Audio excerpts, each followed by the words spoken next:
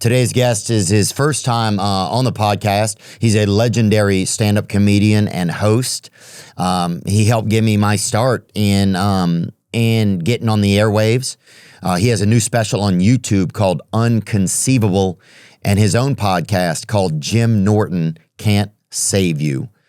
Today's guest is the one of one, Mr. Jim Norton.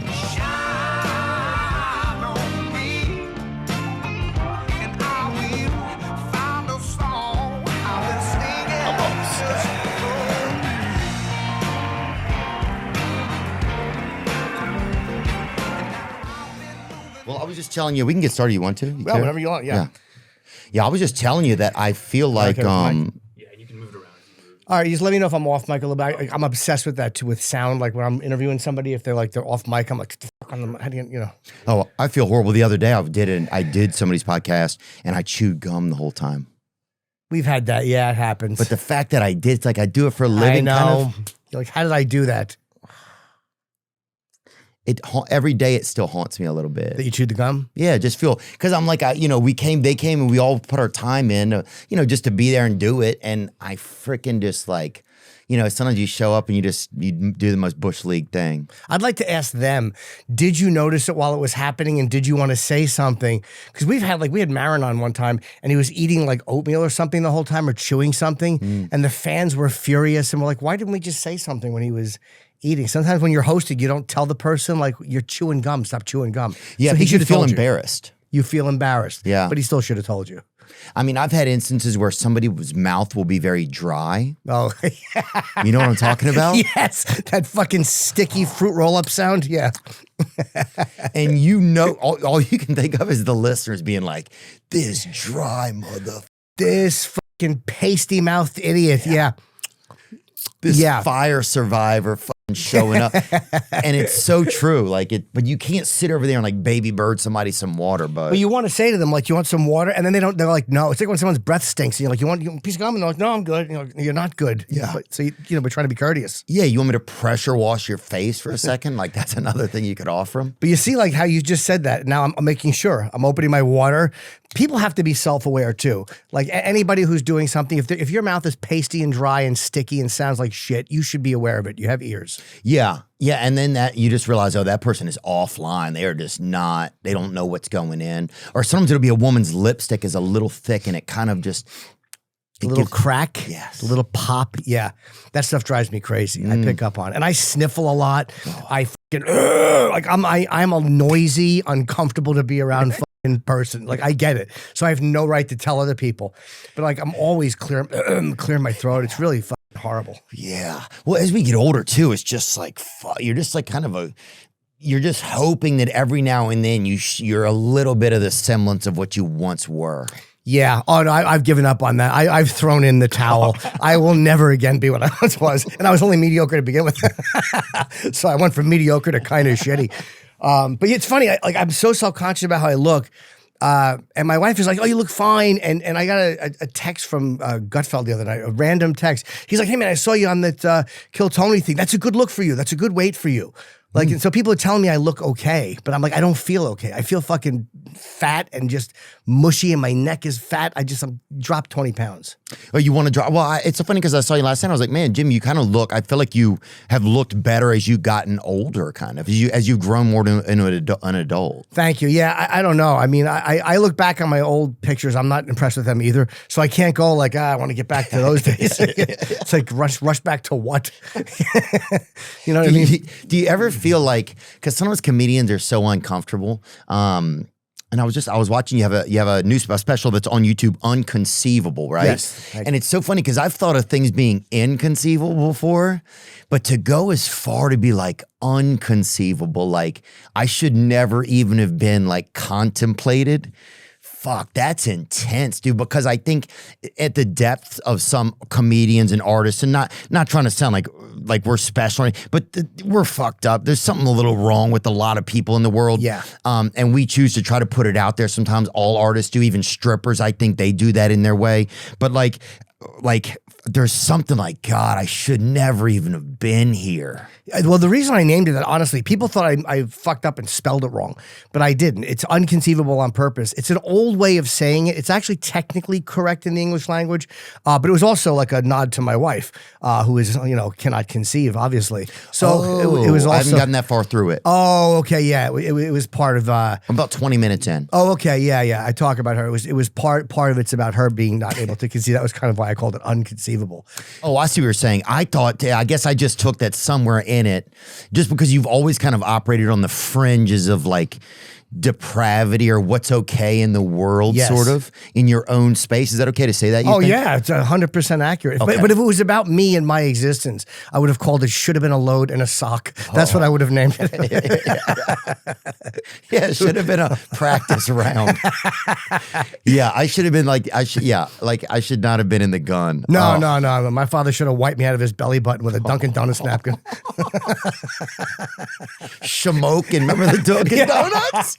Dude, you turned me on to that. Yeah, the iced coffee, cold coffee. what do they call cold coffee? Yeah, her name is Edna Faust. Yes. And I remember we loved them so, the joy we got from them. You gave me that joy, dude. And I've showed that over the years. We've had people sitting here and I'm like, you gotta see this. Because the thing that's amazing about Edna was her deductive reasoning was that she knew that like iced coffee, cold coffee, like she's just watching her go through the clues as to what to call it is why I love her so much. Yeah, drop it real quick because I also want to tell you, Dutch came to one of my shows one time.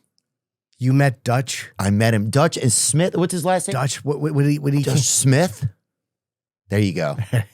Dutch. A coffee shop in Shamokin is closed following an arson over the weekend. It's definitely gonna miss it, no doubt about it. A teenager is charged with I starting a never saw fire this part. inside the restaurant on Saturday night. Shamokin police officer Ray Psycho says no one was hurt, but the place has extensive damage. Psycho says the fire was started inside the women's bathroom. The toilet paper dispenser was lit on fire, and within about a minute, the entire place was filled up with smoke. The mother did explain that she's recently been put on new medication, but as far as for what reason, we're unsure right now. The guys, 13-year-old made for the who camera. admitted to setting the fire is currently at a juvenile detention center. Many people who live in Shamokin are upset that Dunkin' Donuts is closed. Now I have to rely on myself to go to maybe a Turkey Hill Hill. or something where I don't like their Donuts. donuts. I rather the donuts at Dunkin' Donuts. And I'm kind of dealing with it, but I really miss Dunkin' Donuts. I go there every day. I get a chicken bacon croissant, or I get some coffee, Powerade if I'm dehydrated. I sit there all the time. If I have any legal work that I need to do, I go there. course. I meet with my attorneys there. I'm gonna miss that place if it don't open up. Yeah, a lot of my friends go in there, get the cold coffee. Well, iced coffee, I guess it's called. Oh, there she goes. She figures it out. She knows. Edna Faust, Unsolved Mystery. She gets to it. And Dutch Smith doing his legal work. I mean, there really is. And by the way, I hate to bum the podcast vibe out, but the first woman at Turkey Hill Donuts, she passed away. Nuh-uh. I'm almost positive we did a deep dive on her. And I do think that unfortunately she is no longer with us. God, she seemed like the most healthy of the three of them, I thought. She did too. She was definitely the one I was, if I had to be attracted to one of the three, it would have been, Faust was a close second. Yeah. Dude, you could play Faust in like a biopic one day. I would love to. Brian Dennehy right now has her, but I think. Oh, but Dutch Smith came out to a show, dude. He's doing great now. So, but that was amazing, bro. But yeah, you put me onto this, and I've like shared it with so many people over the years. So thank you, dude. Oh, that was such a bizarre. I remember it was on with myself and it was on Opie and Jim, and I think that was the show. And yeah, we would play all these weird clips, and once in a while you find one. It's like, fuck, that's a gem. Yeah, that's a gem. But I never had any follow up about Edna Faust. I'm dying to know how she is. Because I think she's the best. Yeah, we'll put it out on all call. Hopefully somebody can send something in, man, and we'll see if we can get a little follow up. The Faust over there, outside of Turkey Hill and Dunkin' Donuts and Shamokin.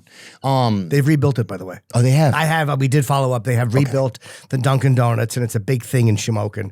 I was going to stop in there, going to a gig one time, but I'm like, no, I can't. I cared while I was on the air, and then as soon as I was in the car, I was like, fuck Shamokin. It's done. I'm not stopping. Yeah. It is funny how you make little plans to like, oh, I got to be, and then things come along. And you're like, let's just keep stay on the road. Stay on the road. It was fun in theory. It was Yes. fun to think about and to talk about. But now that I'm actually going to be 25 minutes out of my way that way and then 25 minutes out of my way that, I'm not doing it. Yeah. Yeah, fuck them. Yeah, fuck them, dude. So Unconceivable was your wife, because your wife can't conceive. You're married now. Yeah. Yeah. Yes. Yeah. And do you feel like you kind of like, what was it like? Because you, that was your first marriage? My first and hopefully my only. Yeah. I only did it because when she came into she was having a hard time. So we did a 90-day fiance visa to get her in. So we got married 90 days after she came in. Otherwise, I would have just dated. But it's okay. You fight different when you're married because you can't just go, fuck you, get out. Like, you're there. So you got to resolve it faster. You have to go back to your corner, kind of. Got to go back to your corner, kind of. I used to have 3 and 4, like I would fight with girlfriends and then they would leave. And then for 3 or 4 days, I would just have hookers come over. Like, it really was an ugly scene. And this is a lot easier, a lot cleaner. Yeah, does this feel easier? Kind of like, does it feel like you kind of escape?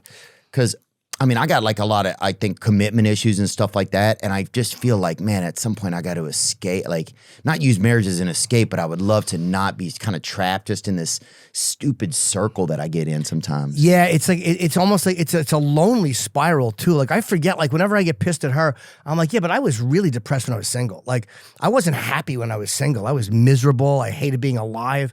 So if I fight with her and I'm like, yeah, this kind of sucks. I'm like, yeah, but it's not.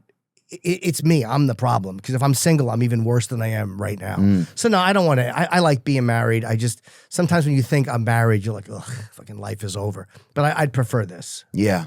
Yeah. And at least you have someone to be there with you in your life. You're like, and you kind of have a donkey to pin the tail and you're like, fucking. Yeah, the Nikki. wife. Yeah, fuck her. What is she? What? Yeah. If there's things are wrong, it's my fucking wife. It's also a good excuse though. Like, my wife's not feeling well. Or I got to go home and see my wife. Like, there's little built-in things that are kind of advantages that I didn't see. And I'm glad I did it because if I didn't do it, I would still be running in the same. That's why I've fattened up because I literally am not doing the same things I used to do on the road to get like those little mini highs you get. You know, now I'm just in the hotel room alone. And what do? You order food at 2:00 in the morning instead of having somebody come over. Yeah. It's not as fun. So your wife is trans. Yes. Transgender, yes. Transgender. Yes. Okay. And so what does transgender mean exactly? Because people use the term all the time, and sorry to go to like such rudimentary stuff, but it means a man and a woman? Yeah, like you're born in a male body. And, you know, they have never, they can't say exactly medically what makes a person transgender. That's why there's so much arguing about it. It's up to speculation. Some people are like, you're just a crazy fucking guy in a dress. And other people are like, no, you're born this way, but they can't tell you medically exactly what it is in the brain. But yeah, she definitely was born in a male body. But if you talk to her for 5 minutes, you know, that's a woman's brain. But I would lose the argument in court. I don't have the argument in court. You know, she definitely does not have a vagina. Yeah. You know, no, she's not at all. Okay. Yeah. Hey, you've looked, yeah. Oh, yeah. It's not even a penis. I mean, it's a cock. Oh, yeah, definitely. Wow. Were you able to discern over time why you liked something so unique, kind of? Like, is that a way to ask it? You ask whatever you want. I mean, I don't know. Like, it's one of those things where when it comes to sexuality and attraction, what makes a person like what they like? I don't have the answer to that. It's a pull. It's like you don't choose what direction you're going to get pulled in sometimes. Like for me, attraction has never been like, I'm going to go over there and like that. It's going to be something hits me and I kind of like lock into it. And I feel it, and it pulls me that way. You know what I mean? But like a piece of art, kind of. In a way, yeah, kind of, yes. But the living art, one that you can really just, you know, slap against your face. Yeah, art you can sit on. Dang. Do you ever go places? Now, do you have? Say, if you are dating someone who's trans, do they ask questions like, why do you prefer this? Or is that like something you kind of have to make clear to them a certain way so that they feel okay? Is that I think it's like any other relationship. It's like like in bed sexually, like fucking or not fucking or that type of stuff. No, I think even just like on a person-to-person basis, like do I seem like a trophy to you, or do I seem like something like a novelty or like a nice piece of jewelry to like, this artistic collection piece, or do you really love me because of who I am? Yes, and I think that any person has to, like, as a guy with money, you have to wonder, hey, does this woman like me because of who I am or because I have money? And with her, she could be like, is it because I'm transgender that he wants a transgender? I think that with any person, you kind of like, you know what somebody's motives are after a while. Yeah. And if you're with someone as a trophy, like if I'm just like, hey, I mean, we've been on and off for back together since 2019, so 6 years, and we were a year and a half before then. So by this point, after 7 or 8 years, what a person. Like I was like, well, does she like me? Does she like me because I have money? But there's a lot of guys that have money, and there's a lot of trans people. So if that's all we wanted, we could easily go out and find somebody else who fit that criteria. Yeah. Oh yeah, she's beautiful. Well, thank you. Yeah, and so you guys live together, huh? We lived together. I put her up. Immigration was very slow. It was just one of those things where she had something she had to get fixed, and we did it right. But it's just it's a slow process. So while she was waiting, I moved her to Montreal, and I would drive up and see her. And I wound up spending the whole pandemic there. I drove up. They're going to close the Canadian border, so I drove up one day after the radio show. And I just stayed for 15 months. I was out of the U.S. for 15 months. It was crazy. Doing the radio show from there. It was my first time living with anyone. And it was in the pandemic in a 1-bedroom in Montreal. Oh my God. And I'm like, if we can do this, I can make this work. Like if we can, because Canada was even panicky more than the US about COVID. 8 o'clock curfew. They were really crazy up there about it. So I'm like, if we can make it through this, we can be okay in New York and having a life together. So was that kind of a moment for you where like, okay, this is a big thing that I was able to do, and that gave you because sometimes I question like, how do I get to those next places? I think when you're kind of like, I'm not 40s, I'm single, so it's like, you're like, will I ever get there? What's really going to change? Was that like a thing that really made it kind of different for you? Yeah, that made it like, okay, this is a real thing. Like I had never done that with anybody in the States, but we were forced to. Because if I came back to the States once, the border was closed, I would not have been allowed back into Canada. So I had to choose between like being in New York or my life with her, like leaving her alone up there we didn't know for how long. So it was kind of like a loaded gun to your head, like you're here or it's over. And doing that, I was just so grateful to be with her and so like grateful to actually have a chance. It was like a test run. You got to do a test run and see like, do I want to be with this person? Yeah. And we got along like way better than I would have thought. And so life here is fairly easy compared to that. Wow. But easy in a married way. Like everything people told me about marriage is true. Yeah? Yeah. It sucks. I mean, you got to answer to somebody. Somebody's in your space. Ugh. Somebody doesn't like the shit I hang on the walls. Like, I don't like answering to a person. No, nobody does. No. Well, I think it's one of the reasons, especially like with comedy, you just work for yourself. It's just you up there. There's nobody that's telling you. The crowd tells you it's fine. I'll accept it from a group. I'm not taking it from one person. Yeah. It's like, it's a total space of complete control. Yeah, and it's very like I like the fact too that like when you're with someone, we talk about our lives on stage. So like I've been with women who got so angry at me for the things I said about our personal life, and she doesn't care at all, which I love. She loves the stuff I talk about, like our personal life, no matter how embarrassing it is, or how personal it is, or how intimate. She doesn't care. Wow. She's like, great, go ahead, do whatever you want to do. She doesn't give a fuck. Yeah, I guess if you're cuddling up at night, I mean, there's people have wieners in the bed. Yeah. I mean, I have a wiener. She's like, you don't spend $100,000 on immigration lawyers for a dick smaller than yours. Oh, damn, that's a good point, huh? Oh, yeah. Tariff that, Trump, huh? I'd love to see him. Wow. Yeah, she'll like that. A lot of people get mad. Why does he talk about her genitals? Shut up. Do you notice other men, like if you're around other guys, do you think there's like a lot of curious guys who are into that universe that are afraid to talk about it? Yeah, they ask questions. I never mind though. Like I'm not, again, and that's why I joke about her the way I do, because she's unbendable with that. She doesn't care. And I couldn't have married a fragile personality. Like no, not you. No, you've always been very your own way and like aggressively your own way, but also in a kind of, I'm okay with where I'm at. Right? Yes. You've never been in this apologetic way about yourself. No, and you can't you want people to be respectful to your partner when you introduce them, and everybody's been nice, and you don't want people to be dicks. But I don't care what people think. Like you can't live your life and care what other people think. I have fun with her. She's my favorite person. Like, she's the person I should have married. Like, and do I get guys that are kind of curious? Yes. And I get a tremendous amount of messages from people who are like, hey man, I'm really glad you talked about that because and I don't talk about it in some serious, like, it's like nobody wants to be scolded. Nobody wants to be fucking lectured. Yeah. Just be with whoever you like. Like, you know what I mean? And if you're worried about what other people think and you live your life for other people, you're a weak motherfucker. And then just deal with that fact about yourself. Yeah, I've had moments in my life where I like didn't have certain girlfriends, I think, because I thought some of my friends wouldn't be impressed with them. Maybe we've all been there. Yeah. You know, it just bums me out when I look back at it at certain moments, and not like in a self-pity type of way. Like I'm like, but when I look back, I'm like, man, I wish I'd have, because in some ways I am my own person, but in ways like that, I think I don't know. I had some tough times with it, kind of. But growing up, I think it's kind of common too. I mean, you know, I'm a guy in my 50s now saying this. Like, you know what I mean? Coming up, when you're a real young guy, it's a little bit different. We're more worried about what other people are going to say about us, and more like, what if that whole tidal wave of disapproval from people. What are they going to say? And after a while, you're like, I've been through it so many times. I just don't care. Yes. Like, you know, but I've had fighters even ask me, hey, bro, does she like, but asking legitimate, not asking questions that they'd be afraid to ask publicly because people would think it was rude, but they're things that they wanted to know. Yeah. And I never mind answering that stuff. It's not some giant sacred subject. You know, you just talk about it like you talk about anything else.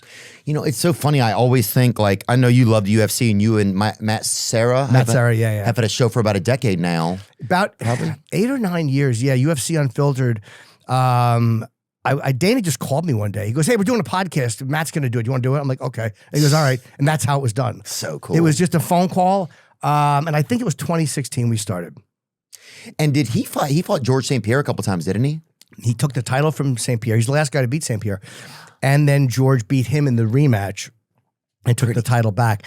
But Matt is probably the most exactly how you think he's going to be guy I've ever known. He's 100% genuine. Like, wow. There's no bullshit with Matt Serra. Like, if he likes you, he loves you. And if he doesn't like you, he can't pretend. He's one of those guys. Like, he can't pretend he likes somebody he doesn't like. I love him. I have such a good time with him. He's really funny. That's awesome. Very grounded guy, and fighters respect him. Like, when fighters call in, because he's a legend. I mean, he did the impossible. It's the biggest underdog story in UFC history. So when they come in, they all love talking to Matt. Like, you know what I mean? I'm just kind of there. Yeah. Like, they're like, oh yeah, you. And then, but Matt, you know. So it's kind of humiliating every week. If you've ever worked with a legend, it's like really like, wow. I mean, like, you see the respect he gets from fighters. Yeah. I'm happy to see it. One thing that amazes me about UFC, like, I think there's a like a symbioticness between, I feel like, fighters, comedians, strippers, even, like, of trying to show yourself, to like trying to show something about you to be seen, right? That's a little bit abnormal. Do you think that makes any sense a little bit? Like, because I also feel like I relate to some of those people, like, on some kind of a level of, like, we're just trying to be seen somehow. I just, for me, it's that way anyway, you know? Like, sometimes it's like, do you think like a young kid really wants to be out there punching his brains out, or he's just trying to get seen by like somebody in his life or some, you know? I don't know what motivates people to fight. Like, some people like come out of poverty and it's just they see they can do it, and it's a way to make a living.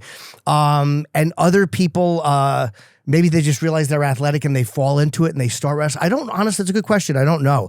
I would equate, like what you said about strippers and comics, like, there's something about showing people something that most people keep private and wanting them to like it and putting it out there in a way where they can like it and they can relate to.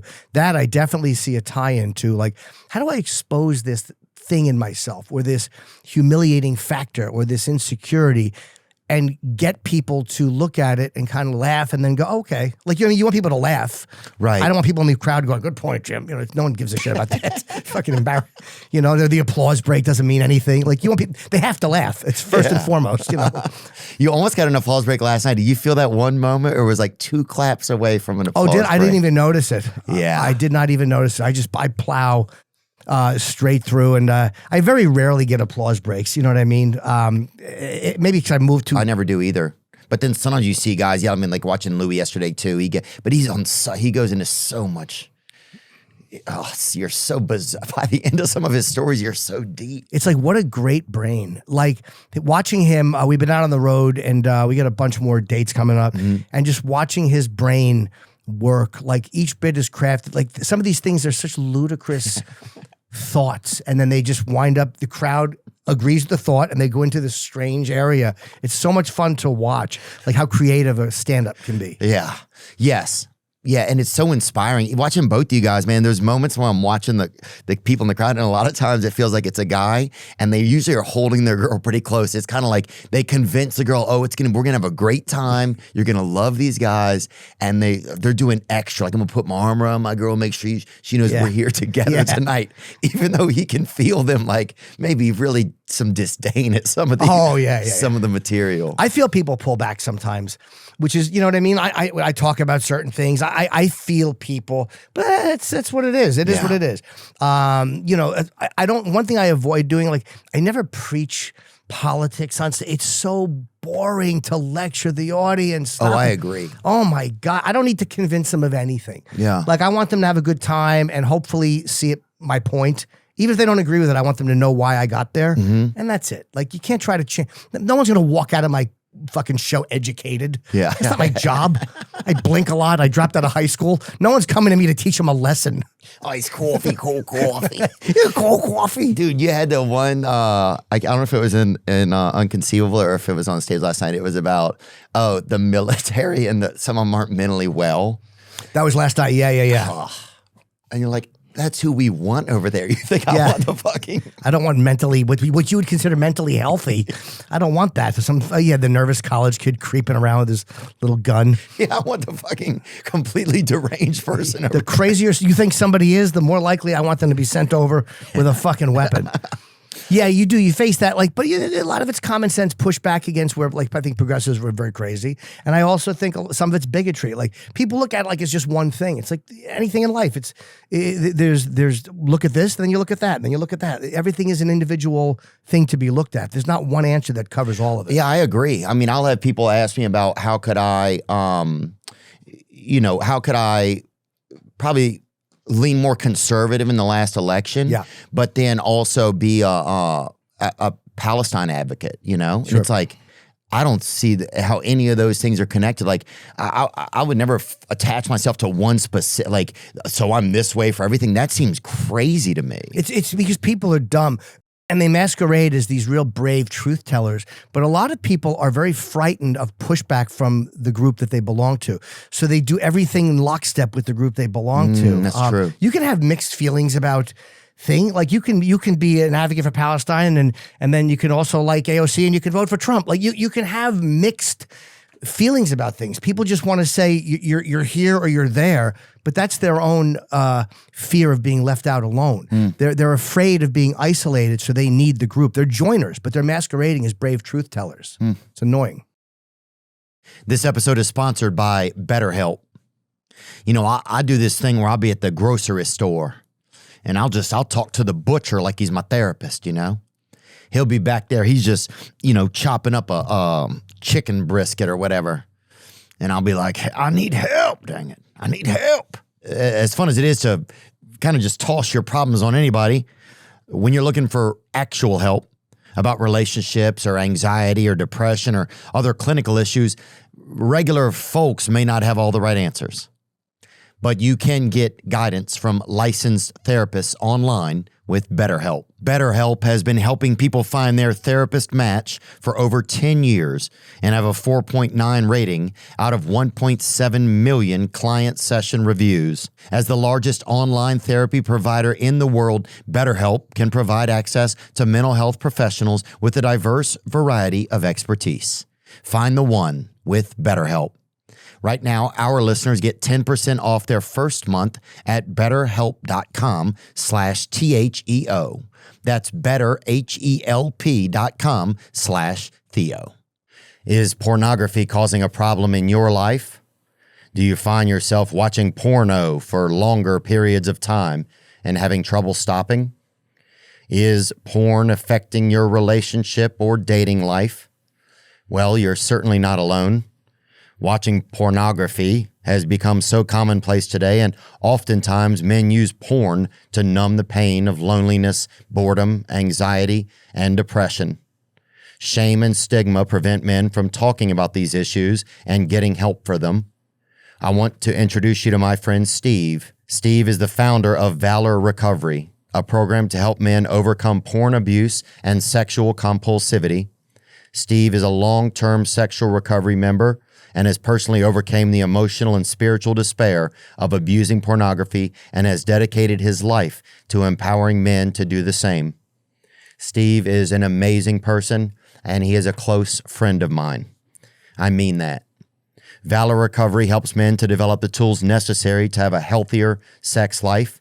Their coaches are in long-term recovery and will be your partner, mentor, and spiritual guide to transcend these problematic behaviors.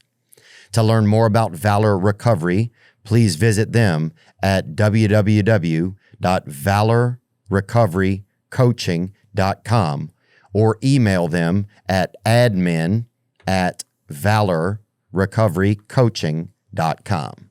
Thank you.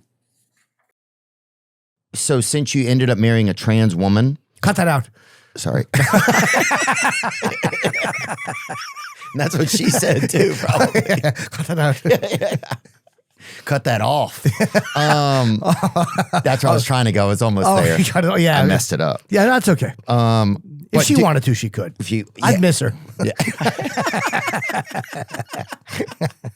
Yeah, dude. Do you think we are getting more, I don't want to say depraved, but it's more, in one view, it would be depraved if you looked at like these evangelical type of views or people that came over on the Mayflower, like sexually, they'd see us probably as more depraved. Sure. But do you feel like we're just evolving or just adjusting into different, more sexual norms? Yeah, I think so. And it's also like the depravity. Like, I don't believe people's bullshit. Like, I don't believe the people. Some of them, sure, but the majority of the ones who are scolding and going, "Oh, it's terrible. How could you do that?" And then you realize that in D.C., these prostitutes are going, "Do you know how many of these senators I fuck, or how many of these congressmen I fuck?" Like, so I don't buy any of it. Like, there are people who live that way. But as far as, again, a moral lecture or a sexual acceptability lecture from some, I don't believe any of them, and I don't respect any of their opinions. But yeah, I think we are more open than we used to be, sure. Yeah. I mean, what's considered the norm now is different. I mean, back in the Mayflower days, if you were fucking gay, they'd probably hit you with a rod. I don't know what they would do, but it wasn't good. Yeah. They weren't happy to see you. But I bet there was low-key a lot of support for gay men on those boats because you're on the ship for a long time. In high stockings. I mean, come on. You're going to tell me Miles Standish didn't get his asshole played with? Yeah. I hope that was his name. It had to have been, dude. But yeah, you're telling me you're out there drinking. How many women were on the Mayflower? Let's take a gant because that's going to help. I'm going to guess very few or none. Oh. Or none. I think that's a great point. How many women were on the Mayflower? Probably none of them. Probably all men. The number of women, most sources agree that 18 adult women began the Mayflower journey. Only 4 or 5 women were still alive by the spring of 1621. Oh my God. I guess there was a long line outside each door. Yeah. Oh, can you imagine that though? Yeah. Hiding. Pregnancy. 3 of the women, Elizabeth Hopkins, Susanna White, and Mary Allerton, were pregnant during the voyage. And the crazy part is there's no way to prove whose baby it was back then until it's born and you look at it and go, "Oh yeah, it's your baby." Because there was no DNA testing. There was no, so 10 guys fuck you and one of them gets you pregnant. Oh well. God, can you imagine though? Guys would just be trying to get you drunk so that they could then go approach your wife, or they would just be trying to get somebody else, like some other guys, get them and another man so drunk that they could just pretend that they weren't gay for a little while. For a little while, yeah. Oh, and have sex with the woman, yeah. Or no, jerk off the man or have sex with the man, but just be like, "Oh, Susanna," just keep saying a woman's name during it or something. Oh, and pretend like.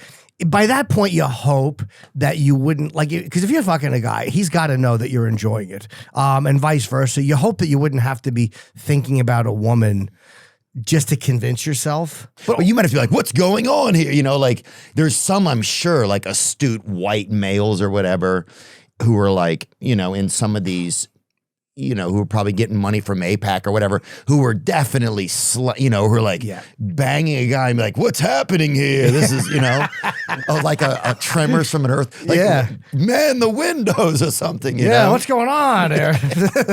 No, I understand. What's going on? I'm going to come in this guy. Oh my God, how did this happen? I must have fallen. Veto. Yeah. But yes, in a way, you're right. Because I remember it's fun when I was a kid, when I first started jerking off, you know, I would always try to think of girls, but sometimes I would think of boys. And if I thought of a boy, I was so filled with shame that when I came, I would throw a woman in there. Like I would like press the button and the last slide would be a girl's face. Like, oh, I just straight, you know, it was such self-delusion. Like, right. But yeah, that in that way, you're right. It's all about shame and how to stave off the shame you feel about whatever it is. Yeah, and our society does adjust so much of that. But it is interesting, like, you know, I go to recovery meetings. I'm in SLA recovery and stuff like that. And it's interesting because a lot of it's intimacy disorders, porn addiction. Like there's so many things like, you know, a lot of I'd be like, come here, stay away. Like that was like, I would want like a woman to be close to me. But then when they got close to me, I didn't want them to, you know, just like a lot of like, just anarchy. It's being addicted to the hunt as well. It's being addicted to the lead up to something happening, and then when it's happening, you're right, you're like, get away. Okay, now because the lead up was the high, the lead up of the thing, and now that you're here, okay, now it's time for the next drug run, so to speak. Yeah, I definitely get that. Yeah, maybe that's what it was sometimes. For me, it was. Like, I would literally look at hookers all night. I would ride around for hours listening to Art Bell on... on NPR? No, he was on 770 or 660 was overnight. Was it Rush Limbaugh? No, Art Bell was a guy. He was like in Pahrump, Nevada, and he was like very big into like UFOs. And oh, yeah, that's that guy? He was the best. Oh, and he passed away? He did die, but I would ride around the meatpacking district and look at prostitutes for hours. I would do the Comedy Cellar and then ride around. But the ritual for me was looking and talking, and most times I wouldn't pick up. I would just ride around and look and be in that space. So a lot of times it's the whole idea of doing something even more than doing it. Like sometimes you do it, but other times it's just the idea of it. Oh, dude, yeah. Would there be certain things like during the interview process, like when you chat with them, you just kind of say, and every now and then you just hear a certain thing and you're like, oh, I'll spend more time with this person? Oh, well, when I would talk to them? Yeah. You know, if I was attracted to them, sure. But if I thought they might be a cop, I was so ritualistic. Like they would have to approach the left side of my window. Like there was weird ritualistic things that had to be clicked, like any addiction, right? There's this weird, this box is checked, that box is checked, and then I can proceed. But if it didn't happen, one box wasn't checked, it would wreck the whole experience. Yeah. But yeah, that's addiction is so crazy. Sex is hard. Like porn, I still struggle with porn. I have a hard time. I go into it, I come out of it. It's hard. I know. I just hate the way that I feel after I notice finally. I hate the way I feel the next day after watching, and I just feel a little bit like dissolved. I feel like like the day before I was kind of a bit of a Rubik's Cube and all the color that were matching on the sides and everything. And then the next day I just feel kind of broken, and it takes a day for me to get my energy back organized, kind of. That's a good way to put it, dissolved. That's a really good way to put it. Like you feel like kind of like it's a collapsed feeling, like, and dissolved is the perfect way. You don't feel strong and whole, you know. Yeah. And it's not a moral thing. It's just it's all that weird chemicals from like your own drug administrator. Yeah. Like when you know what I mean? I'm sitting there, it's not attractive. It's just me tweedling my nips. Fucking chimp. If you had to watch a video of yourself jerking off for over all the years, you'd be like, somebody shut this guy down. Somebody put this kid out of his misery. Yeah, what is he doing? This is long and unpleasant. It'd be like the director's cut of Apocalypse Now, where you're like, I get why they took that stuff out. We didn't need the fucking dinner with the French people. It sucked.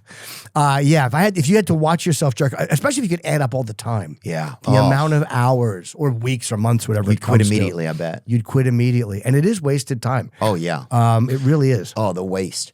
But I would do the same thing. Like if I would look at like, I would get high on cocaine, I would look at hookers online. Oh, yeah. And I would like just be looking. I would look at the photos and I would be like, you know, and then I would barter. I was like just poor and I would barter.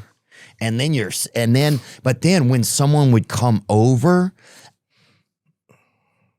I would often take the money, put it out of the door, give it to them, and have them go home. I was too nervous to have somebody like in my presence. One time a lady came over and she said that she had to get a brain tumor taken out or something. And I was like, whoa. And I just sat with her for a little while and talked about some stuff, and then she just went home. Yeah, sometimes when you also realize like they're real people, and then you realize like, why am I doing this? Like I used to love talking to women after. Like I used to love the conversation afterwards. Like after sex or whatever, we would just sit and chat, or if I would drop them off, we would talk. And I realized it's a lot of loneliness. Like you're just lonely and you don't know how else to meet somebody. I didn't know how to go out and talk to people, so that was a way of meeting people. That shit I don't miss. Like being married, the one thing I like I can just call my wife and talk to her. Like, you know what I mean? Like we actually, it's a nice, stable thing to have in your life. Like a person who you really like. And loving somebody, yeah. But I mean, you have to like them too. It's not enough to love somebody. Like you have to like talking to them. Yeah. And you have to enjoy. And we have our dumb dog, and I'll just be on FaceTime with her and the dog. And I'm like, this is the life I want. The dog shits all over. It makes me furious, but it's still a nice life. Yeah. You know what I mean? Compared to what was going on before, which was very lonely and isolated. Yeah, it does. It's just interesting. You get kind of like trapped in patterns over time. And when you're a comedian, it feels like you don't ever have to grow. Or I don't know if it's a comedian. I don't know. I've struggled at certain points in my life to grow up, I didn't realize for years that I hadn't been growing up really. I was kind of trapped, I think, in like a child's ways a lot of times. But they were working out okay because we're in comedy, and it's like you don't have a ton of responsibility. It's all on you. You have to show up. It's like... it felt almost like a kid could do it. But you also, there's something about that is good too. Like, because our impression of somebody growing up and getting older was like, you go up, you retire, you get the gold watch, and then you go into a home and you're finished. Like there was a process, and there was a definitive end at the end of the tunnel. But when you always feel like I don't have to grow up and follow that pattern, you always feel like I don't know what's ahead of me. Like you don't see the end because... Wait, say that part again. I want to hear it. you don't feel like you can always see the end. You don't know what's ahead because you're not following the pattern of people growing up. So it makes everything more exciting, you think? More exciting, yeah. And you feel like there's an endless amount of time, or I don't know which direction this is going to go in. That's the terrifying part of doing things the way like your parents do it, is that you see A, B, C, D. But if you're kind of stuck between A and B in some way, you have no idea where you're headed yet. And it still feels like the end is not directly in front of me. And that makes you also continue to feel young, because it's that same feeling that you always had when you were young. Yeah, it's kind of, it is. It's a way, and I think it's a healthy way to be. I don't think it's crazy. As long as you're paying your bills and you're decent to the person that you're with, like, it's a fun life. Like we fought to not have a boss, to not have a retirement age. Like that, this is the dream life. This is what I wanted to do. Sometimes I'll be in a hotel, mad, and I'm like, shut up, you fucking asshole. How many of your friends have to get up and go to a warehouse on Tuesday morning? Yeah. And you're mad you have to drive to Asheville? Shut up. Yeah. Like, this is like what you wanted, and you got it. So even with great jobs, there's annoying parts of it. Yeah, that's the truth. And it's fun. It's fun. You're going to get to go to Asheville. That place is amazing. Did I remember the first time? That's one of the blessings I think of having worked in this job is like I got to go to La Crosse, Wisconsin, dude. Blew my mind. What is it? It's a town in Wisconsin, and it's like this beautiful like hill, like kind of small mountain right on the edge of it. And it's just amazing, man. It's like we were right there like the weekend before Halloween. So you had like all the kids being like brought home from their parents after school in their costumes, and the leaves are all fall. It just looked like it was like the perfect place to grow up is what it looked like. Do you want kids? Yeah, I want to have kids, I think. You do? Yeah, I just think I would like to do it. I think it'll help me like just not think about me. You start to get exhausted of yourself. Yes. And they say that's the thing. Kids open up that thing. And I know that by not having kids, and I've never wanted kids. I don't feel like I'm missing. No, never. Does Nikki want them? She would love to adopt. She would love to adopt. I could see you getting something cool. I could see me dying and then her doing that, which is great. I told her, like, when I drop dead, do what you want. Sell my stupid Kiss posters and get yourself a kid. But I've never wanted it. I don't feel like, I don't dislike kids, but I don't feel it. But when I hear somebody who wants them like that, it does supposedly open up a part of you. And everyone I know who has kids says it. Like, it's a good thing. And you start thinking about something other than yourself, and your purpose is other than yourself. Yeah. For me, I haven't had that. So maybe that's why I'm a half miserable fucking idiot. Just in my 50s on Japanese kiss poster auction sites like a fucking idiot instead of worrying about my kid's soccer game. You know what I mean? Maybe you're right. That's probably, it opens up that part's healthier. Going back to like, if you were able to, is there part of you like, cause you said that if I died, then my wife could go ahead and if she wants to get kids, then that's fine. Is there a little part of you that's like, that still feels like having a family in a weird way? Like, at least I was able to help and support somebody and create an environment for them to have a family, like in a weird way. Does that make any sense? No, but when you say it, it sounds really nice, but it's never occurred to me. Like, again, I feel like with my wife and a small dog, it's such a different life than I ever had. Like, it's 100% different. But I feel like that's my family. Okay, got it. But you're right. Like, I am facilitating for someone to have them if she wants them. Because I tell her I'll be dead long before you. Like, so do what you want when I'm dead. I don't care. Yeah. Sell my shit and, find some young fucking Latin guy and, have a great life. And she would. Believe me. While they were still powdering my face in the casket, getting fucked. Dude, they should put a tattoo of you on the guy's back, though. That would be kind of nice. Or on his stomach, so she really has to look at it when they're intimate. No, she'll do what she wants. I just never wanted it, man. I don't have anything against it. I respect it. All my friends who do it are happy they did it. I watched Bobby Kelly go like from being a single guy and then, long-term relationship, son, he loves his life like that. Like, it's just not for me. Like, I see it and I'm happy for my friends, but I don't envy it. Yeah. Do you know what I mean? Like, when I'm around children, I never go like, that instinct in me is never, it doesn't pull me in that direction. Even around my nephews, who I love very much, I would love them and hang out with them, but it never made me want to go have a kid. Got it. But I don't know, maybe that's selfish, right? Maybe I'm a selfish, maybe. Maybe it's selfish though also to have them. Like, I wouldn't have them just in order to get me out of my own ego jail that happens sometimes. I mean, I know it's like, yeah, I would like to be able to have like, I think part of me is like, I would like to be able to create a safe experience for a child in the world, because I don't know if I felt like I had that a lot of times. I felt like I want to try my best to fill in some of those holes that I didn't have because I think our lineage kind of deserves that somewhat. And I think since I've really loved that childhood stuff and a lot of like the emotional side of it, I think I could probably service that pretty well. Right. So I would like to like respectfully try my hand at that with a woman who is a very loving mom, who wants to be a mom, and with a kid who's willing to, just be my son or daughter. Well, you would actually like, because you have this, like you said, we don't grow up.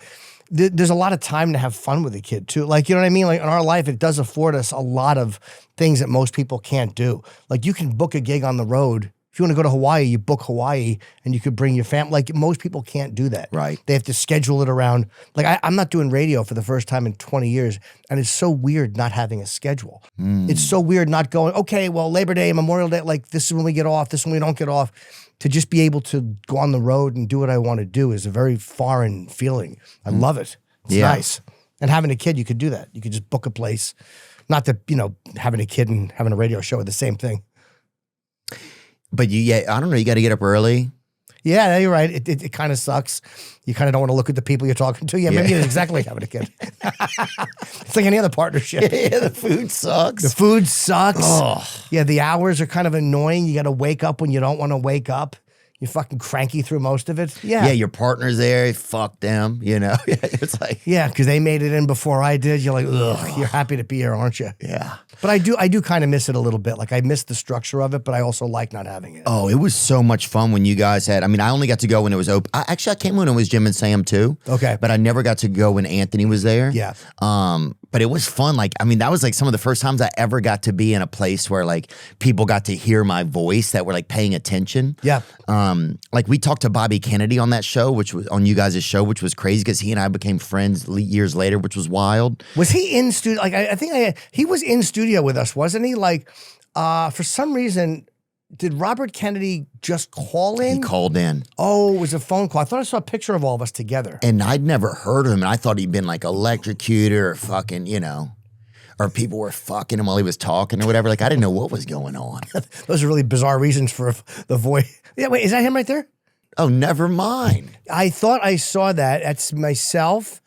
I can't. I don't have my glasses. That's me. And Florentine and Opie and yeah, and that's Robert Kennedy. I didn't remember that. Look how skinny I was. No, I know back then I look like a weird photoshopped version of what I am now. You look almost feminine there a little bit. You look kind of like a white Charlemagne kind of. That is funny. And he would hate that. He knows I think he's a handsome guy. No, but nobody wants to be Jim Norton to be like, yeah, you kind of resemble Jim Norton. But that, you're right. It is like a little, my wife hates me like that. Like, she's like, you fucking look like a little twink. You look sick. I don't like it. She's like, you're not a fucking small. You're a medium.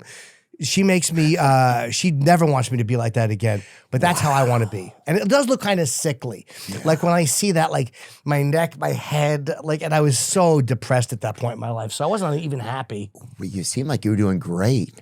And then Daryl Strawberry, that's the day I came in so coked up. Were you coked up that day? Oh, bro, that started my, that day, I made a story for Ari Shafir's show. And that story, is when people started paying attention to my comedy. Oh, really? Yeah, I ended up in a taxi cab, driving a taxi cab, high on cocaine. The driver had picked me up. There was a girl in the cab, we're dropping her off. She kind of rejected me. I didn't make it, I was just she was laying in my lap. I was trying to give her a kiss, you know? Because it felt like she was flirting. She laid in my lap. And of course. So I whatever. And I didn't be aggressive, but she was like, what are you doing? And so then I felt some rejection. She got dropped off where she was going. It was just me and the driver. And I was like, let's go get some coke. You know where we can get some cocaine? And then it was like next 2 hours later, I'm driving. He has a hooker. He's bought hookers for us. He's in the back of the taxi. We're up in Washington Heights. Yep. And I have to be at the radio station the next morning at 6:30. I get dropped off at my hotel at 5:50, right? It's a couple blocks away. Right. I shower and I walk over there, dude. And it was the scariest walk ever because every moment of the walk was so scary. And I just was rattled. Right. And I got inside and I sat on the show. I couldn't even talk. I don't remember. And Daryl Strawberry was the guest, and I'd always thought he was like this drug addict, and here he was, pure as the driven snow. Sober, he's clean and sober. I think he still is. I hope he still is. But yeah, he came. Joe Torre told a story about him, about the plane going in. It was really bad turbulence, and everyone was panicking, but Daryl was reading his Bible in the back. So he turned around and has this sober life. And it's weird being fucked up around somebody that's sober. Oh. It's uncomfortable.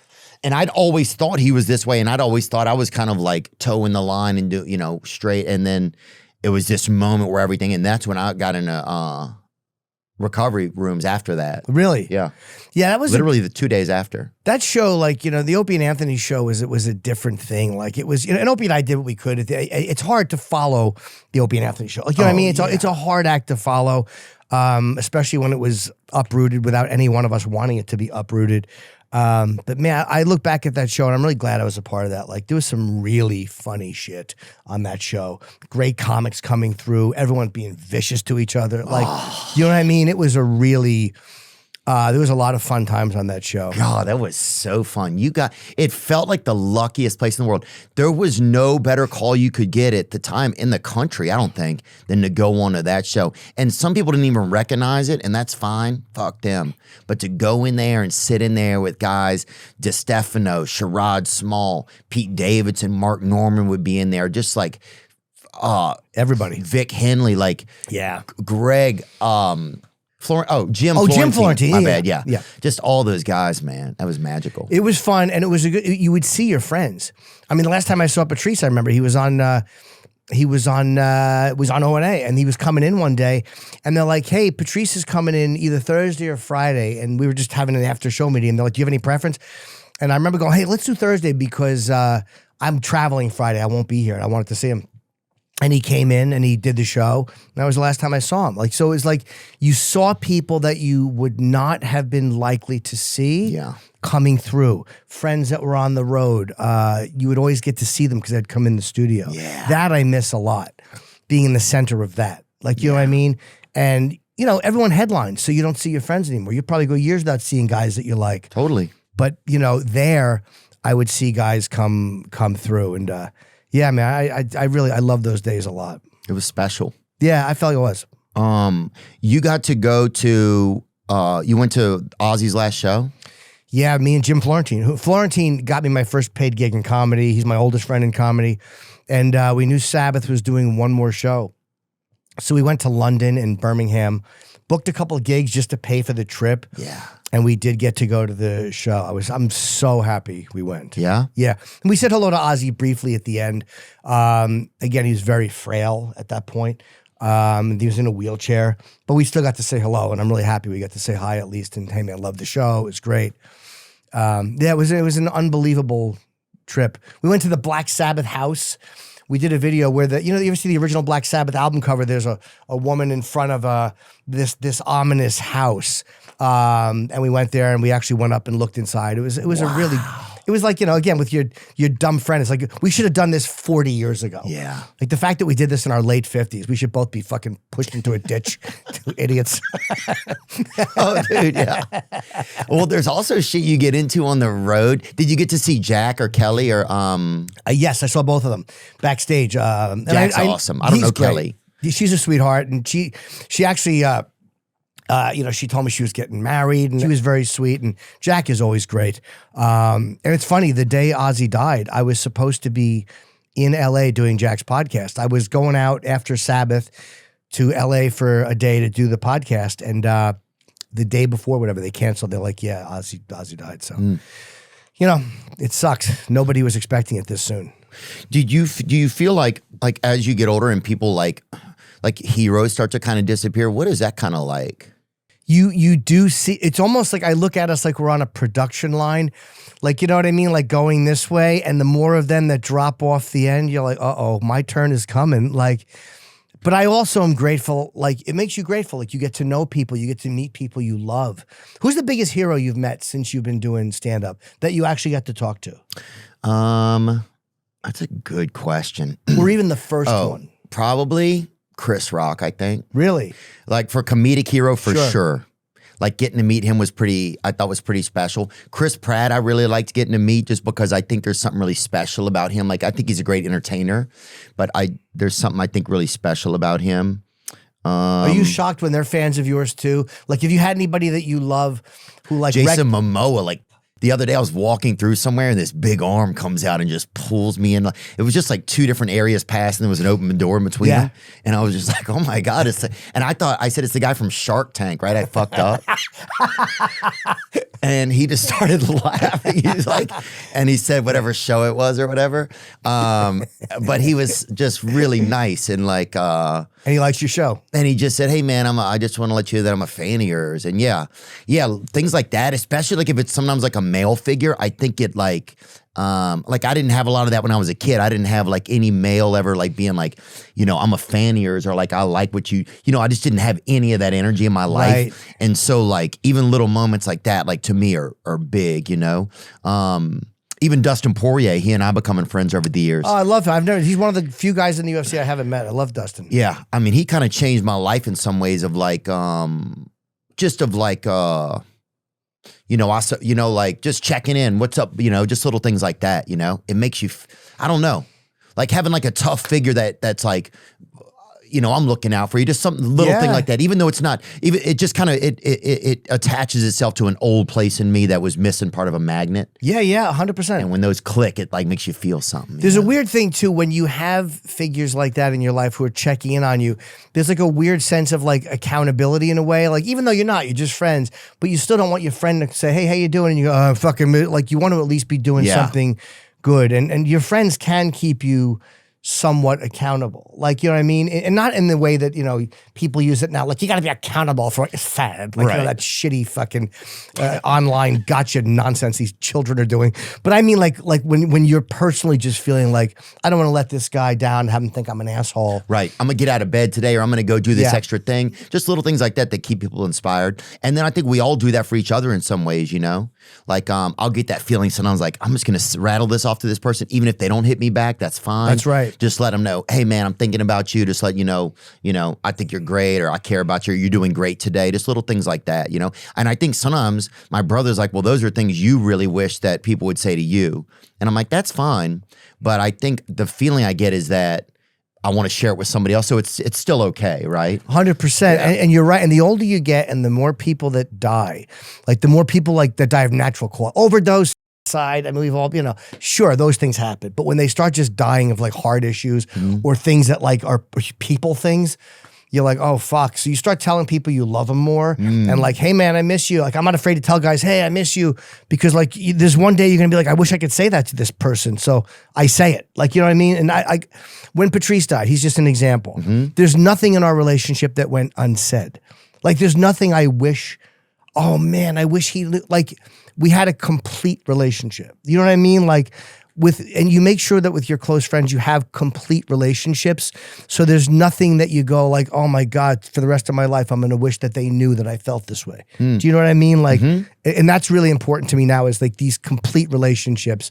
Like if Bobby, not to jinx Bobby, but if Bobby or Anthony or one of my dropped it, they know how I feel. Right. We know. It's not like it went unsaid.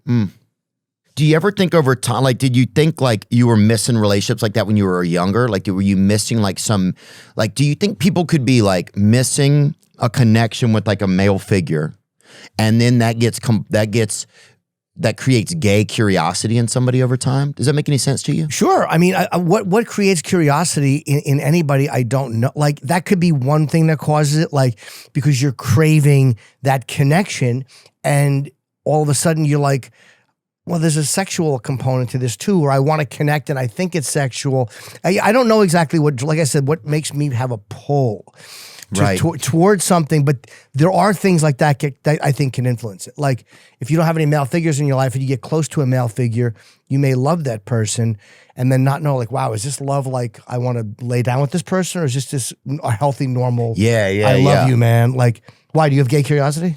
I think there was time in my life where I like didn't, like I was just definitely like a late bloomer with a lot of like intimacy of any type. Sure.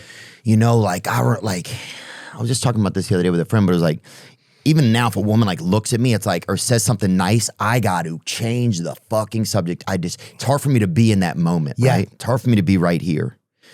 And, but yeah, growing up, I just felt like I didn't get a lot of like, I didn't have like a strong brotherly or fatherly connection. And so like when I started to get relationships like that with friends later on, I think it was a part of me for a little bit. It was like, oh, is this like a gay? Like, because I was so desperate for those relationships. Yeah. So part of me, it had a wager in my head, like, is this a gay thing or is this just a friend thing? And then I had to learn how much can you just be a friend to somebody without kind of not seeming into a homosexual like space or sexual space, but just like into where it's awkward for them because you're trying to be too much of a friend because you just have never had that sort of friendship. Yeah, I mean, but there is it's a feeling that there's a definitive like a moat. Like if I love one of my friends, I'm like Bobby or any of these guys, Rotten Voss, who I love. He's the best. Colin, I love these guys. I mean, I really love them. And I can hug them and tell them I love you. But there's a moat between that and wanting to peck them on the neck. Yeah, for sure. There is a definitive line. And that's what people a lot of times don't like any guys who are freaked out by my lifestyle, like that's fucking gross. Like most guys have to understand, like the idea of me having sex with you is as disgusting to me as it is to you. Like it makes me nauseous to think about it. Like if any of my friends think I want to jerk off with them, they're very delusional. I don't. None of them. I don't care if they're built like Rogan. None of them would I jerk off with. Yeah, glazing that ham, brother. None of them. So it's like there is a line between love and really connecting with a friend and feeling intimate with a buddy, which I'm glad as an adult male I'm allowing myself to do. Like I'm not afraid of that, and feeling sexual. They're completely different things for me. But there can be you can love somebody without having any of that stuff.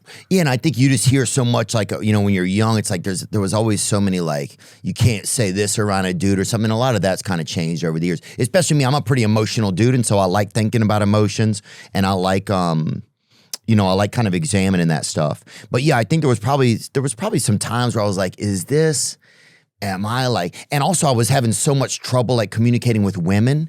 So it also to say, well, maybe I'm gay man, maybe I'm gay man. But then I never felt an attraction to men. And so it was like, but I think some of that's pretty normal. I'm amazed at a lot of my friends as I get older that date trans, prefer to date trans women. Yeah, you'll find a lot of people that it's a lot more than I ever expected. Yeah, and it's part of people think like, well, it's this new thing, but a lot of it is people are just not hiding anymore, right? Or they're just not as afraid of it, or they're more aware of it because there's more people who are trans now, and there's more like, with surgeries and estrogen, and like, oh wow, that person looks great. Like, there's so many things people do. It's just it's a part of the culture, and it's not going to go away. Like, I know some people. I understand nobody wants an ideology beaten over their head. I get it. Nobody wants to be told how to feel. I don't scold people if they don't agree with me. I don't care. Yeah. Plenty of people I know who I respect and like would find my lifestyle awful. It's always funny because I do a lot of Gutfeld episodes, and when I go on, I gotta come there one time. He's Is great. He a nice guy? He's a great guy. He really is. He's a genuine, and he's really funny, and he's fair. And Jamie Lisso's on there sometimes, huh? Jamie's great on that show. I love Jamie. Tyrus is really great at he's just a very naturally funny, good talker. Tyrus is the big guy, and he's mixed, right? He's mixed. He lives in the town that I'm from, in Louisiana. Oh, he is from Louisiana. That's right. He goes home all the time. Mm-hmm. That's cool. I saw him at the gym one time. He's inspired me in a way because he lost so much weight recently. Like, it made me get back to the gym. I'm like, and I know for him it's been a struggle. And I'm like, he's doing it. He's putting up videos of himself boxing. I'm like, just get in the fucking gym. Dude, he looks like all of the Lion King in one person. He does. Doesn't he? He's in a respectable way. Very intimidating. And Kat, I don't want to leave Kat Timp out. She's fucking hilarious. It's a great show. So anyway, I do that, and I go on the road, and a lot of those fans don't know me except from that show. Oh, that's hilarious. It's nothing I like more than watching the joy just drain from their face when they realize who they've paid to see. Yeah. But more people, I guess, now are more comfortable being themselves. Because you also, it's like, when I was a kid, I'm older than you, so in the 70s, I got called a faggot all the time. I got beaten up and chased by older kids for doing little sexual things with boys. The word gets out, like, he's a faggot. Like, it was nasty. So wow. It's nice that people aren't being treated that way anymore. I didn't know that you had that kind of stuff happen. And well, I think kids got called that. Like, I certainly got called shit just for being smart in a neighborhood where it was uncomfortable to know shit. Yeah. I wish it was for that reason, but no, that's not why they called me that. I was nose deep on a belly button. I earned it. Hey, some people call it penis. Some people call it long pussy, That's a new term for it out there. Long pussy, yeah. Like, let's just say she's got a long pussy, But dude, yeah, people are such perverts now. But then also it is crazy because there has been this energy that we've all been following, this like astute level of our government and but then now you realize, half these guys are damn pedophiles running around skeeting on fucking, kids off the coast of fucking wherever. It's like, what's going on? That's why I don't believe any of it. Like, they're talking about with the marriage and the sanctity of marriage, and then you find out that person's divorced. It's like, man, I don't want to hear you weigh in. If you're divorced, shut the fuck up about who can get married because you didn't do it right. Like, you know what I mean? Like, I don't believe any of it. It's just like I don't believe progressives when they're talking about, being so pious and the purity checks they put everyone through. It's like, you're full of shit too. All your friends are white. Shut up. Yeah. Like, you know what I mean? I don't believe any of them. I hate that shit. When people are saying that have never lived in the South of how things should be in the South, fuck you. Come down, live in our neighborhoods for a little bit, see what the shit is like, Yeah. It's the same sometimes with the border stuff.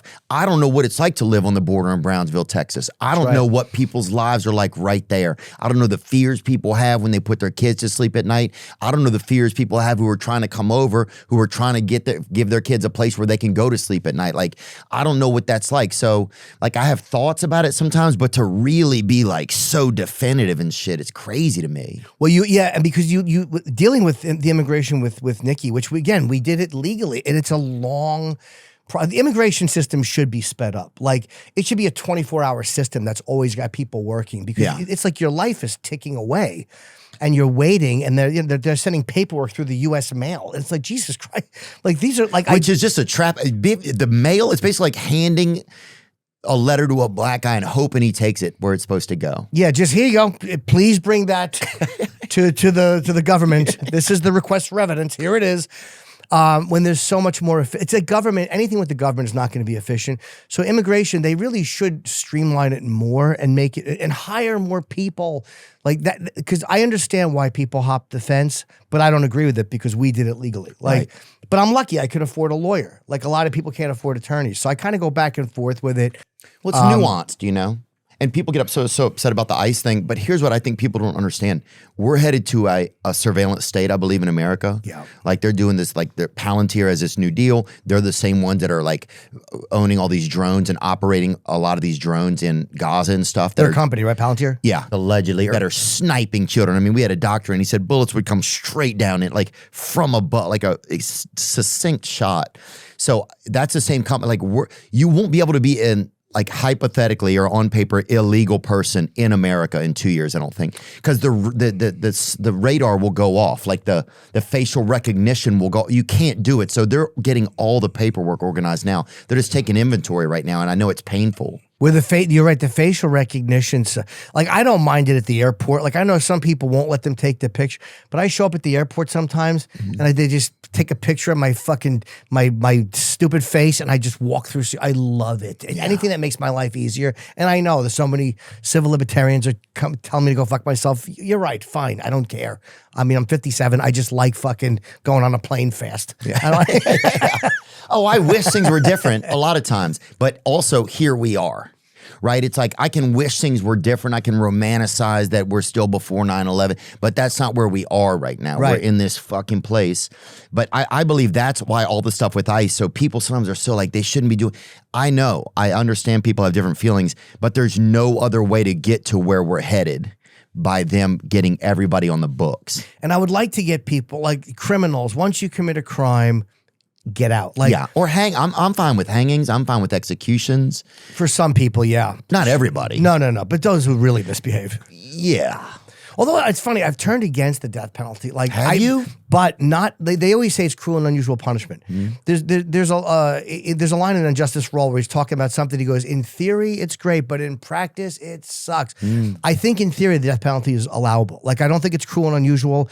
I think people who hurt children and kill children, I'm all for their fucking heads being mushed between two giant pieces of metal.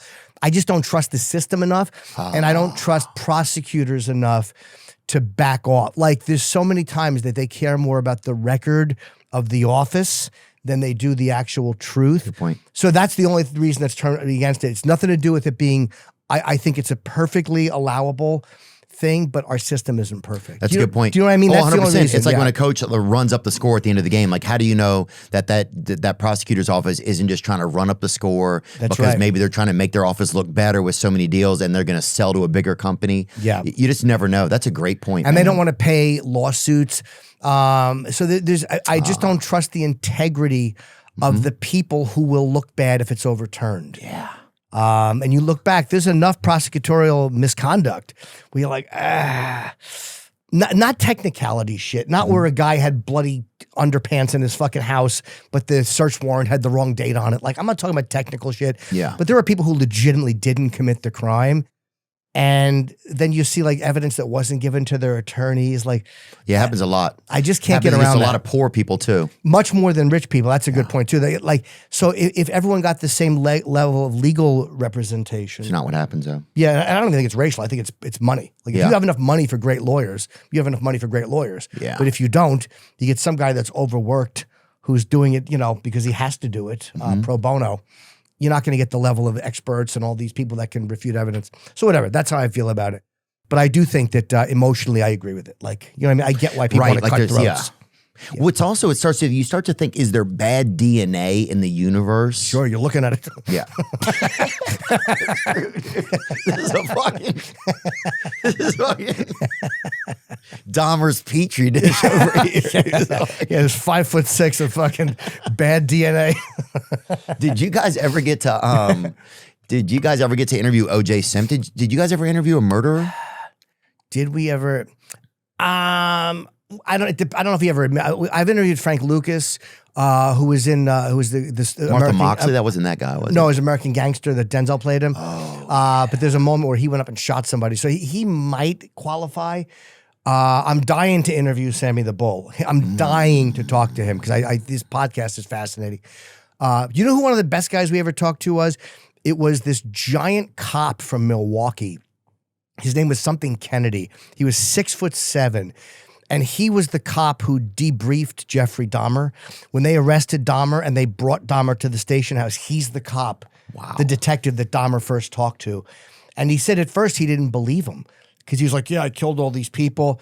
And then he said he got a call from the scene, and they're like, yeah, with the refrigerator, we found heads. And then he had to go back over it. Yeah.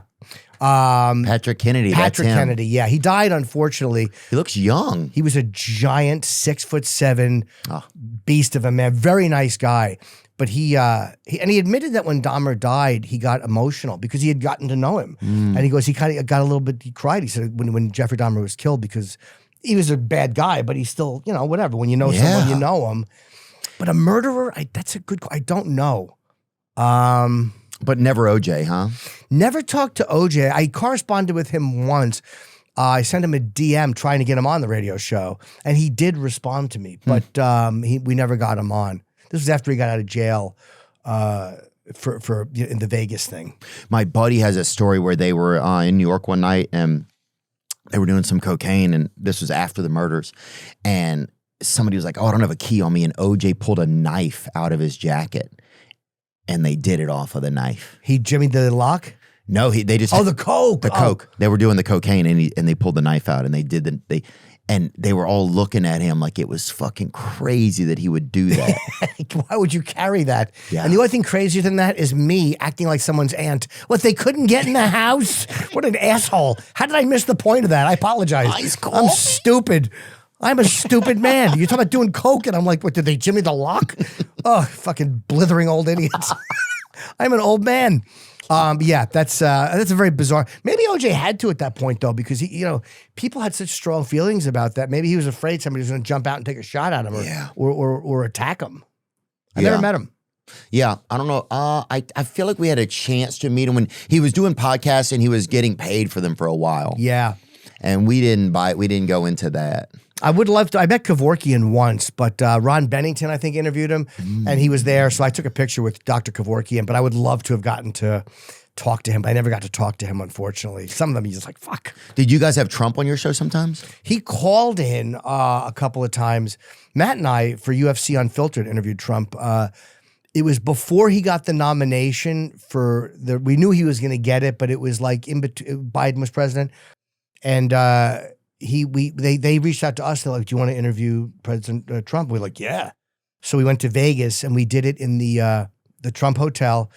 And he was really great. Like, it was a sports interview because Dana's like, I don't want this to be politics. This is not a political show. We talked to him for about 40 minutes. About boxing and stuff? Boxing, MMA, because Trump was a great friend to the UFC. 100%. He was a tremendous asset to the UFC long before they had what they have now. And Dana speaks about that a lot. His brain, whether people love him politically or not, doesn't matter. I sat in the room with him. His fucking brain was really sharp. People thought we had cue cards set up because his answers were so on the money, and he remembered every fighter and he remembered every fight. And people like, these guys had cue cards set up, and he was very sharp. So, and he was nice to my wife when I introduced him. So I had a great time talking to him. Yeah. You can't not. Anybody who wins the presidency has some form of charisma. Oh, yeah. People are like, you had that. Dude, what are you talking about? Do you know the street I grew up on? If I didn't interview a president and I had the chance, if I didn't sit with people, whether I agree with them or don't agree with them, like, how the fuck am I supposed to know anything about them or get any feeling as a human as to what they may or may not be like or how they operate? It's like, I would sit down with the devil probably and at least see if I could get a feel for some of his future plans. Absolutely. And then I would keep looking at his little cloven feet. Where do you get your shoes from, Dev? But yeah, who wouldn't want to sit with the like again? And he was nice. Blows my mind. I would show the same respect to Biden or Kamala, and any of them I talked to, I would be respectful to, and have a nice conversation with. There's this weird line where people are like, how could you talk to Trump? Shut up. Yeah. Don't you tell me shut who to the fuck talk up. to. You don't have the chance to talk to any of these people, and I don't mean that in a negative way, but fuck you. Yeah, I absolutely agree with whoever wants to interview somebody. Why should just the quote unquote press have access to people? If they're willing to come on and talk, why wouldn't you talk to them? It's but then insane. I do. Some of those guys interviewed Netanyahu, and I did not like that though. Oh, you didn't? So you had that kind of feeling? Yep, I'm just thinking that out loud. So I guess there's a part of me that doesn't really feel that way. But if you didn't, there's a difference between not liking something and vocally. I wouldn't interview him. And vocal, you wouldn't. You would choose not to. Would you? Maybe you could interview and ask some tough questions. I think I would probably try to ask him stuff that really means something to me. Sure. And that's fair. Like that, they know that if you're Netanyahu or you're Trump or you're Biden, you know that when you go into an interview, part of it might be this guy asking you questions from a belief system that is not yours. So you might hear things you don't like.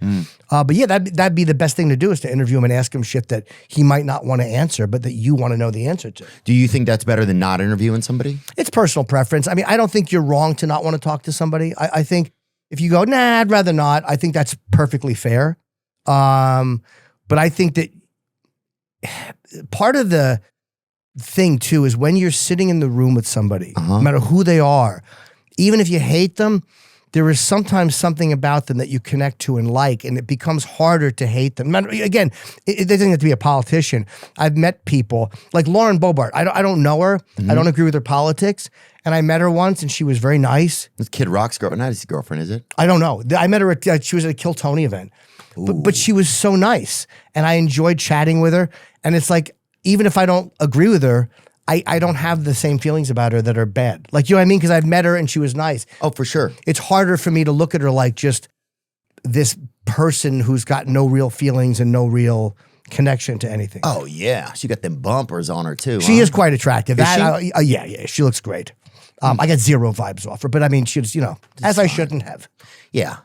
It doesn't matter. But she was nice. So when you meet somebody, sometimes you think you know what they're going to be like and they wind up impressing you, and you're like, ugh. It's harder for me to dislike that. But although Netanyahu that's such a controversial issue. I'm not saying you would like the guy, but you know what I mean? Sitting across from him, you may feel differently or you may hate him more. Right. Yeah, there is something about sitting across from somebody, or at least sitting across from them. There is some connection of like spatial energy, of something like that, of like, because I think it is human to want to find some commonality with people. Yeah, you want to find something that you kind of like. It's funny. We were interviewing one time Ben Kingsley, and I remember talking to him. Who is he? He was he's an actor. He was in, I think, did he play Gandhi? He might have played Gandhi. He's been in everything. I mean, Ben Kingsley. Yeah, he's been. Did he play Gandhi? I could be. He's a very famous actor. He had a great. Yeah, he was Gandhi. Wow. He's been around. I was thinking of Peter Billingsley. That's who I'm thinking of. Who's Peter Billingsley? I know that name too. He is the guy who kissed that pipe and he got tongue stuck on it. Oh, in the Christmas Story. Yes. But we were just talking to Ben Kingsley. Okay, so Ben Kingsley. No. I just remember talking to him, and he was answering me. And I remember thinking, in any other circumstance, this guy wouldn't fucking spit on me. Like, he would never talk to me at a party or at a premiere. But in this weird setting, I'm like, so what about, and he's like, well, and he's like giving a real answer. And it's such an odd thing interviewing somebody. Like, people that normally would never acknowledge you now have to listen to you and actually think about how to answer your question. It's a weird psychology. And I remember that just struck me when I was talking to him, because our worlds are so different. Like, he would never talk to me in real life. Got it. And I've never talked to him again. Right. I see what you're saying. But I can't think of someone I wouldn't interview, but maybe if it was brought up in front of me, I might say no. Yeah. I can't think of anyone. I think I start to realize that some people will just use you. And you don't realize it. Like, I used to think like everybody just wants to come and they want to have a conversation and stuff. And you can learn stuff about each other. Sure. But then some people just want to use, like, they'll use you to get their message out there.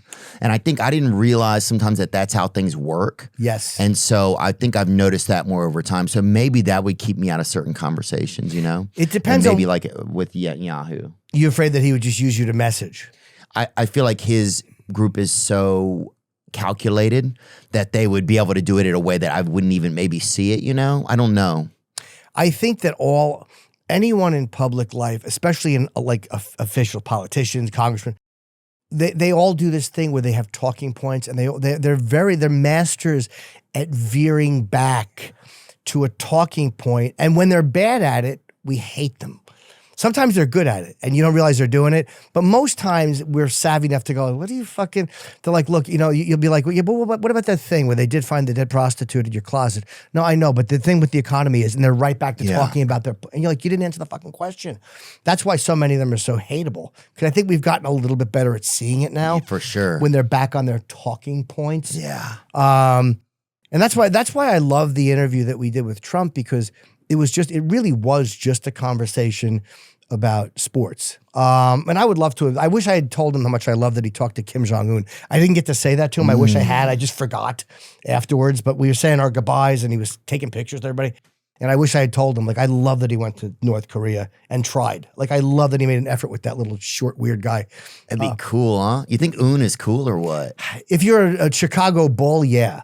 Like if you played for the Bulls, he's awesome. Right. If your uncle is in the military and made a questionable decision, you're executed. I imagine there's a downside to it. Depends on who you are. Yeah, dude, he looks fucking cool, dude. He looks interesting to be like. Here's what I would think with him.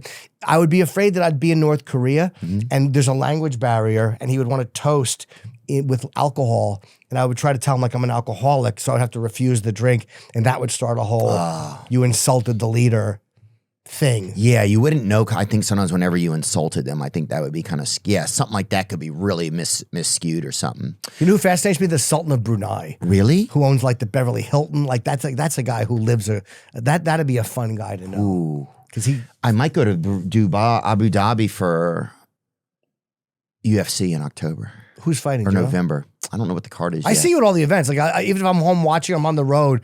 They always pan to you. You're always there early. I love that you're always there early. Yeah. Well, I just get to see Chris Weidman was fighting on his retirement fight. I think was fighting on the. I don't know if it was the main. It might have even been the first fight of the main card or something. But there's just so many great fights. Yeah. I just can't believe that people aren't there. These are like guys that are going in there and women that are giving it there. I mean, it's like, where are you? I wish I scheduled better, because they just announced, I think Jack Della Maddalena and Makachev at the in the Garden in November, and I immediately look at my schedule. I'm in Oregon. And I'm like, nothing against Oregon. No, but it just hurts. Yeah, I probably didn't even say it right. Yeah. Oregon. What the fuck your dumb state is. I'm coming. What, you know what one of my favorite conversations was that I ever had? Honestly, it was with Louie. It was whenever we chose, because we didn't know each other at all. Right. And we just laughed and got to know each other. And then after that, we became closer. But that was one of my favorite podcasts ever, probably. He loves you. And it's funny, your name came up while we were traveling, and he's like, he's a really great guy. Like, he just raved about you. I didn't know that you were going to be talking to him, or I was going to be you were going to be seeing him this week. It was a nice surprise. He's a special guy. He is, and he's it'd be hard to be him, I feel like, because he has so many thoughts and he's so able to look around the corner of thoughts and possibilities. Really to fuck, it almost feels like it'd be scary to be him. Does that make any sense? No, 100%, because his brain operates so well. It's such an interesting and unique brain. He helped me fix a joke that I wound up doing in the special. He saw me doing it at the cellar. He's like, you might want to say it like this. And I did, and it fixed it. It was better. So when you have a guy like that, he just sees something and he lasers in on it. And the material is so good. His new hour is so good. And he's changing the order every night, trying this, trying that. He's brilliant, man. That word is overused on people, but he truly is brilliant. Getting your sweat on might seem like hard work, but with Symmetry Sauna, it's a work of art. Premium custom saunas for your home or business, plus a series of sleek, pre-built saunas. I just got myself a Symmetry Sauna, and I'm sweating out bad decisions. Like the time I tried to just fill my own chipped tooth in. Why sauna? Well, it relieves sore joints and muscles, improves skin, boosts heart health, and melts stress like hot butter. And I'm finally sleeping like a baby, which is rare since I'm usually up at 3 a.m. wondering if penguins have knees. Pro athletes, fitness buffs, big folks getting small folks getting big. Everybody's hot boxing. And Symmetry Saunas can help. Designed in the USA, made with aspen wood from ancient Estonian forests. Ooh. Yep, fancy trees. Symmetry Sauna, the perfect balance of form and function. Learn more about how to get your own premium home sauna from Symmetry Sauna at symmetrysauna.com/THEO. I think, did you grew up in New Jersey, right? I did, Central Jersey, yeah. Did you get to ever meet James J. Braddock or not? Who's James J. Braddock? No. The Cinderella Man? Never met him. Where's he from in Jersey that we may have missed each other? Bergen? No, but that's not that far from me. Joey Diaz used to shovel his driveway. Is he dead or alive? Joey's alive, but this No, guy's I know dead. Joey. Yeah, yeah. James J. Braddock is dead. Joey's alive. I mean, look, you gotta fucking. But if I didn't know if Joey Diaz was, that would be sucked if he was dead. I was like, oh, sorry, I just talked to him. Yeah, Braddock, dude, that Cinderella Man's the best. You seen that? Have I seen that? I don't think I have. Wow. I don't think I have. No, and I was 6 when he died. I was born in 68. Oh, so. yeah. I didn't realize he died that early. Yeah. Oh, you and Nikki got to put on some condoms and watch this thing, dude. Condoms, forget it. Not before, during, or after our marriage will I ever use one of those. Boo to those things. This is my favorite movie. I just watched Silver Linings Playbook again. That movie's so good. That was very good. Yeah, De Niro and Bradley Cooper. I just watched the Irish Mickey Ward movie, The Fighter. I don't know if I saw that. Oh, it's so good. I think we've interviewed Mickey Ward though, but I don't remember. I could see that. Yeah, he was. He's still alive, right? He's out. I don't know what he was promoting. But UFC guys, by the way, are the nicest of all the athletes to interview. So funny. I've interviewed boxers. Tend to be a little standoffish, a little too cool for the room. You keep the sunglasses on, but UFC fighters, there's a humility to them. And Rogan said it's because like they get tapped a lot in the gym when you're training. You're being submitted and you're submitting, so there's a humility there that you keep. Because there's always somebody kind of getting the better of you. And maybe that's what it is. I don't know. But I like those guys the best. I think that makes sense. Oh, yes. Getting to be around some of those guys. Dude, I accidentally called one of the fighters Stipe Miocic, and it was not him. Oh, no. And I asked. Is it a woman? I asked 2 UFC employees. I was like, is that Stipe? Like, yes, that's him. And I went over to say, hey, and it wasn't. It was Jan Drakovic. Jan Blachowicz? Jan Blachowicz, oh, yeah. And it was just fucking scary for a minute. Would you say, hey, Stipe? Yeah. I was like, hey, how's the retirement going? And I think he didn't want to, if a guy's not retired, he probably don't want to hear that. No. And I kind of like tickled him a little because I know Stipe a little. Yeah. And it was just fucking tough. But, you win some, you lose some. He did give me a nice look later on that made me feel a little bit better, but just you got to be careful. Like, yeah, it's funny, like, it's almost like whenever you get too, like, you're like around a pit bull for a little while at a party, you're like, oh, now we're buddies. Yeah. You just want to be a little careful sometimes around those guys. You want to be a little bit careful because you never know what past trauma you remind them of in a minute when you do something. I was in LA one time many years ago, and I walked up, and it was Patrick Swayze was coming out of a restaurant. So I walked up. Was he handsome? Very. And I go, dude, I love you. Can we take a picture? And I'm like, I'm such a fan, Patrick. And he goes, I'm not Patrick. And it was David Keith. And he was with a date. Whoa. That was embarrassing. That was fucking embarrassing. I thought it was Swayze. It wasn't. Oh, that is heavy. I could see that a little bit. That was years ago. That looks like Robert Wool, actually. Did I fuck up? I just got nervous. It was Keith David, you mean? David Keith is one's black, one's white. Oh, David Keith. Sorry, did I say Keith David? Click on Keith David. Keith David's black. If it was him, yeah, he was in Platoon. Yeah, Mr. Swayze.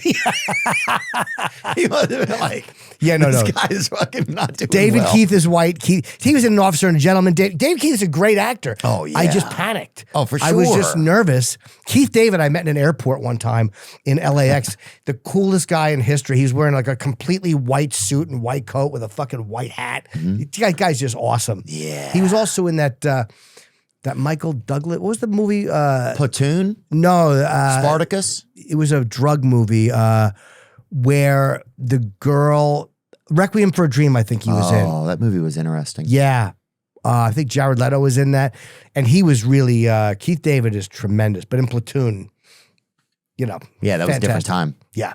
That was embarrassing, though. I relate to that. It's humiliating. Yeah, I'm trying to think. I know there's been something like that I've had, but I think sometimes I just can't. I think sometimes my brain just shuts down. Do you ever panic around people like that? Like where like my brain is not working and I'm just like lost and I'm like, I know I Yes. should be more comfortable, like, but they're famous or whatever it is. Oh yeah, Johnny Depp came to the Comedy Store one night, and it's still like a moment of lore because it was like Doug Stanhope brought him. Yep. And they were in the green room in the main room, and everybody was in there. And I was like, I got there, and they're like, don't tell anybody Johnny Depp's here. And I knew when they were telling me, I was like, they've told everybody if they're telling me. And so I go back in there, and then all you noted, like, you don't even know who else is in the room. It was like 50 people in this little room, and then like I somehow got to say, I said, hello, Mr. Johnny Depp. And then I had nothing else to say, and it was very uncomfortable. And I realized I was just there for me, kind of, and I just got out of there. Yeah, it's embarrassing because you want to say something, but sometimes a person's famous and I like their work, but I don't have anything to say to them. Like, hey, I admire your work.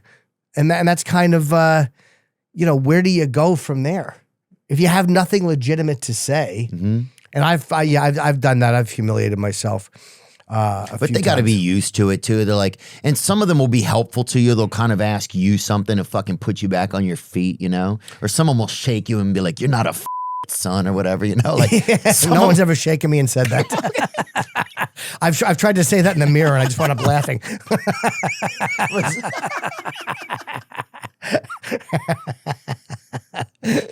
Jim has a crash test dummy. And it's like one of those battling dummies, but he just uses it to give it uplifting, positive, semi-homosexual, like.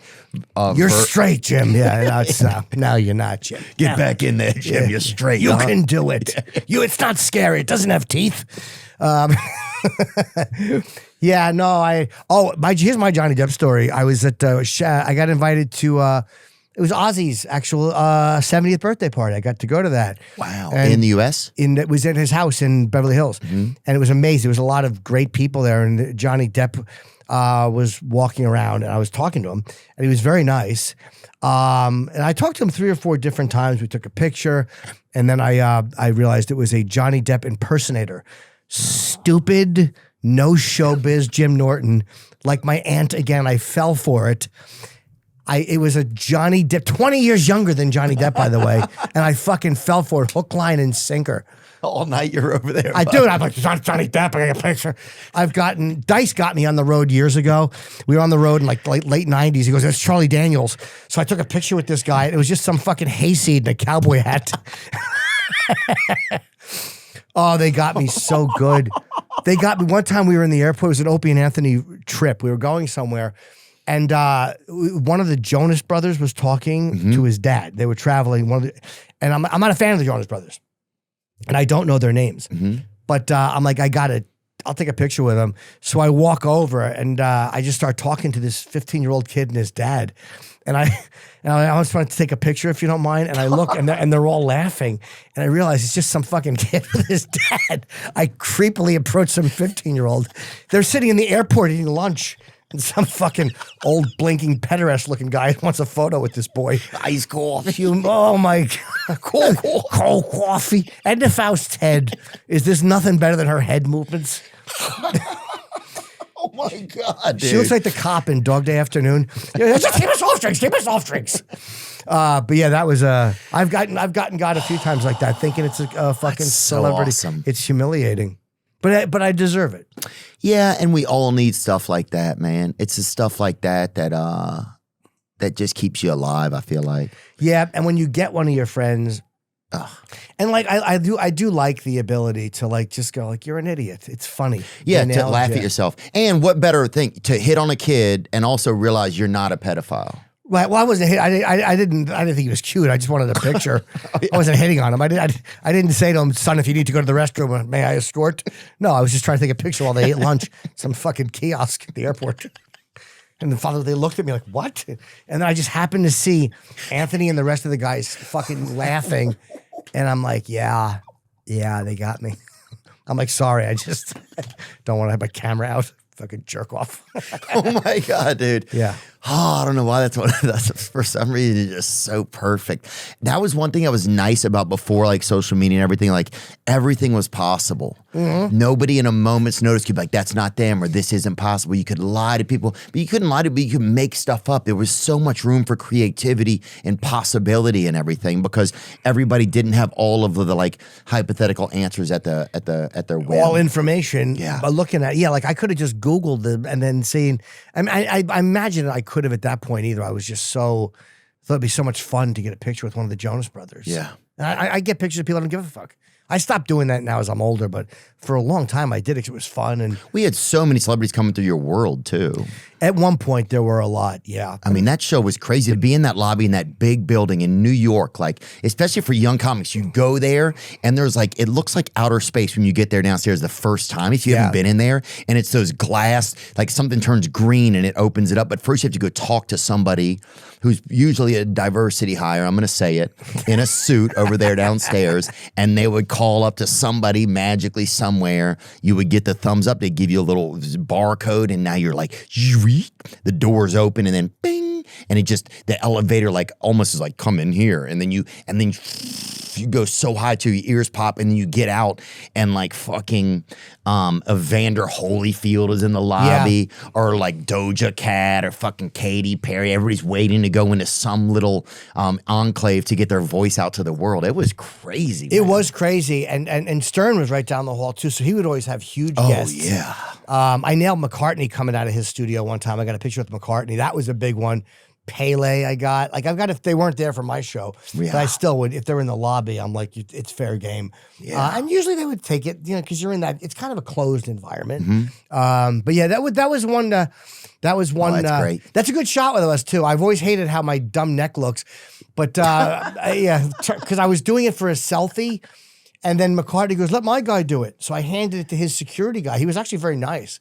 And that's a great shot. That's a pretty good picture, man. It's very risky handing it to someone else too, because you have no control over what they're going to do. No control. But because Paul suggested it, I knew the guy would do as he was at. Like, got it. It wasn't like I just handed it to some guy and I'm like, quickly. Yeah. He asked the guy, and he probably knew, like, let me just get this fucking weird egg-headed kid out of here and go about my day. Yeah, this is a special needs adult.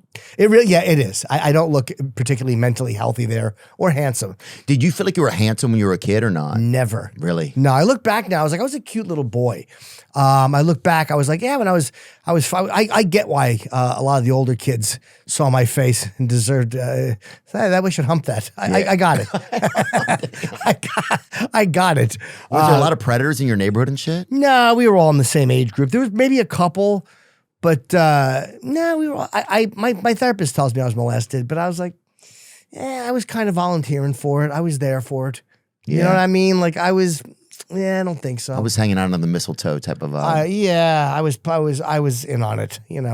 That's me at 17. Is that you? That's me at 17. Oh my God! Yeah, young urban Jim with a lot of attitude. Wow, I did not see this. You look like somebody that would work for Neil Brennan. You know what I'm saying? You look like definitely like a young Wigga type of child. Yeah, that hat really should have been removed from my head, white with the Clockwork Orange shirt. I didn't know what I wanted to be. You're doing a lot of things here. That's why when I see people with these identity crises, like especially when they're like political about it or whatever, I understand the identity crisis. We all have them in time, and eventually you grow into who you are.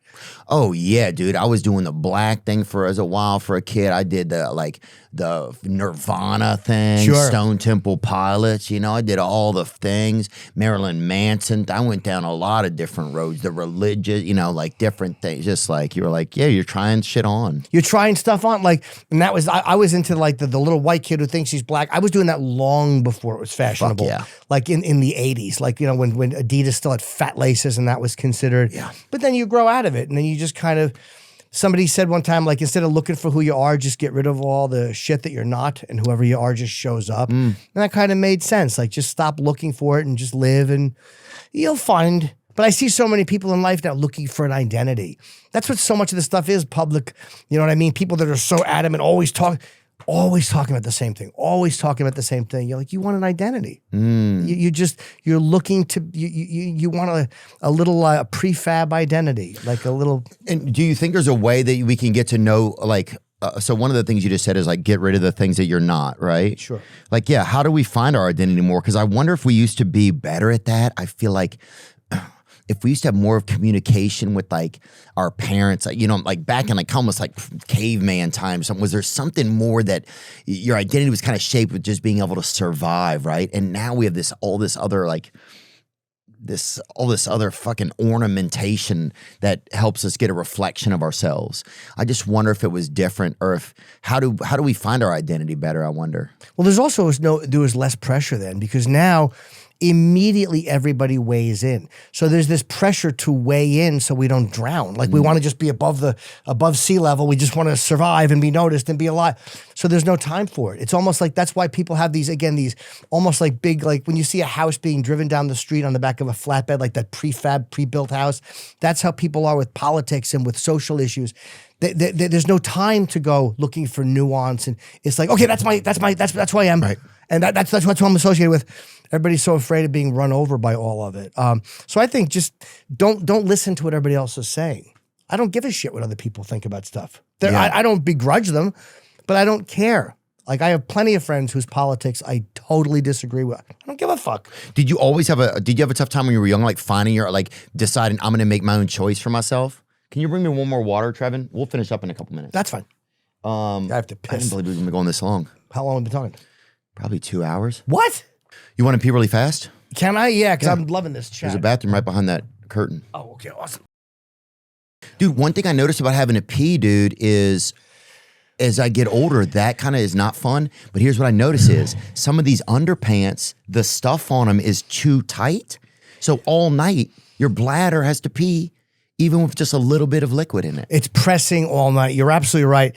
And also the fact getting fatter doesn't help. Like when I fly, I hate that feeling pressing on my bladder. I always wear sweatpants and no underwear when I fly. Mm-hmm. And it's not to be creepy. It's because this way I feel like I'm not as confined as I was.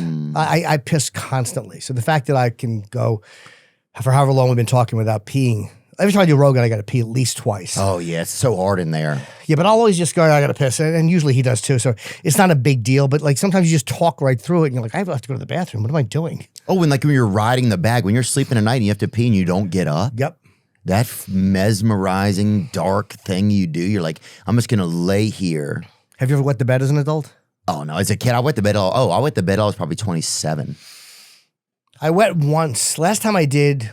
No, I've done it more recently than that. I've done it since my wife has been there too. A few times I've wet the bed. Yeah. But I don't care. I don't feel bad. Sam used to think I was crazy, but I'm like, it happens once in a while. Yeah, I pee a lot. You sleep every night and you pee every day. You don't think they're going to cross paths once in a while? Yeah, exactly. Yeah, like two ships passing in the once in a while, they meet. Yeah, you think it's crazy? Yeah, once in a while you're asleep and you have to piss and you're like, no.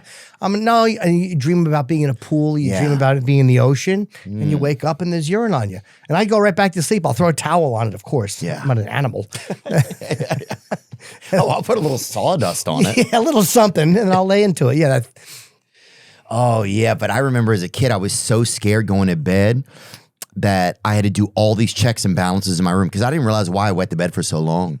And it wasn't until like about 6 months ago I was remembering, oh, dude, well, when you went to bed every night, you would have to like open a door, look in a closet, look at a certain way, lean something against the door on the inside, then on the outside. You'd have to like look at certain, it was no joke. It was probably a 13-minute process every night. What were you afraid of? I was just afraid of like people getting in from outdoors. I was afraid of like killers, murders, just these hypothetical kind of boogeymen, you know? And we lived in like this kind of scary neighborhood. So I was just scared of all that.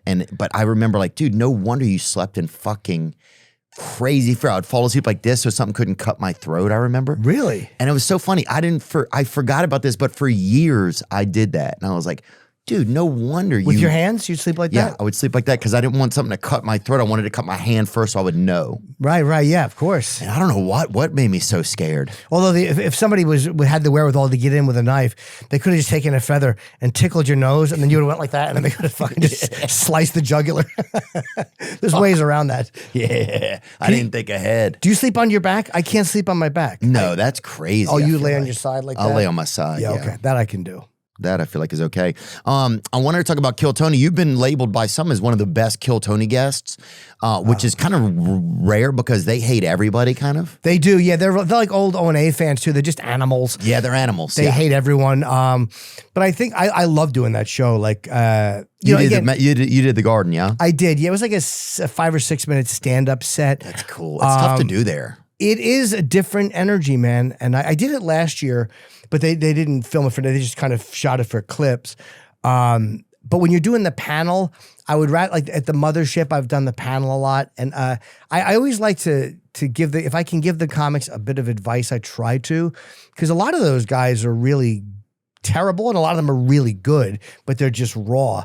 And as a new comic, man, I was so fucking easily wounded that if someone like made it seem like I really had nothing, I probably would have quit. So I always try to like fuck around, and if I can say something that helps them, I try to.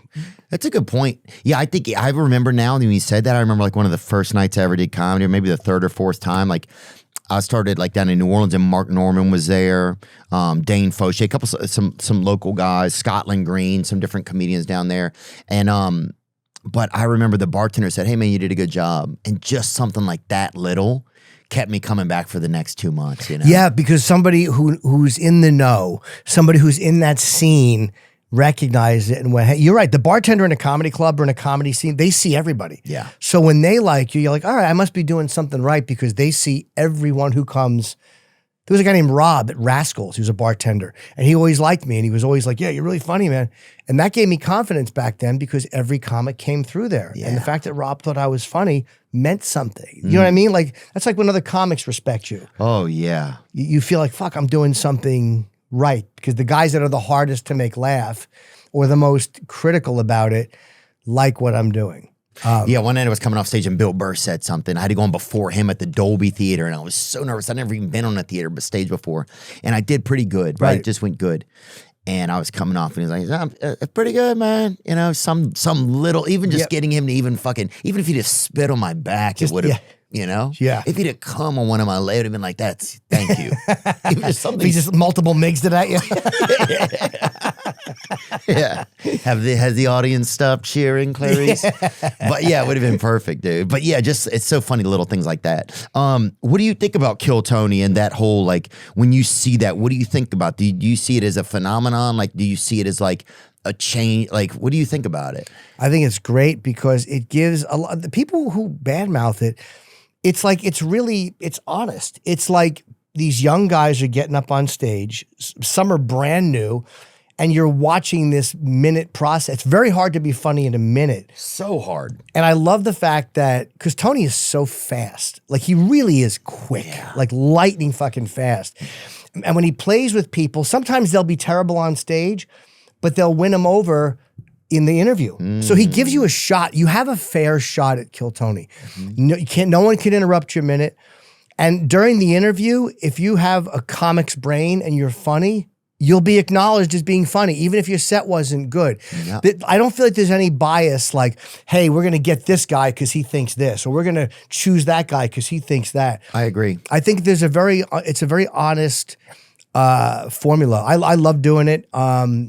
And I just have a fun time when I do it. It's so pressure-free, and it's just fun to fuck around and riff. It's like radio. Like, I love doing that show. Yeah, and you get to be around other guys, like you're saying. You know, you just get to be around another group of like comics. You're all together. There's the blind guy. There's the Chris Rogers is doing art. You know, it's like, or the black guy, they took his eyes out for being black or whatever. Which is, it's like, come on, dude. Those times have changed, but okay.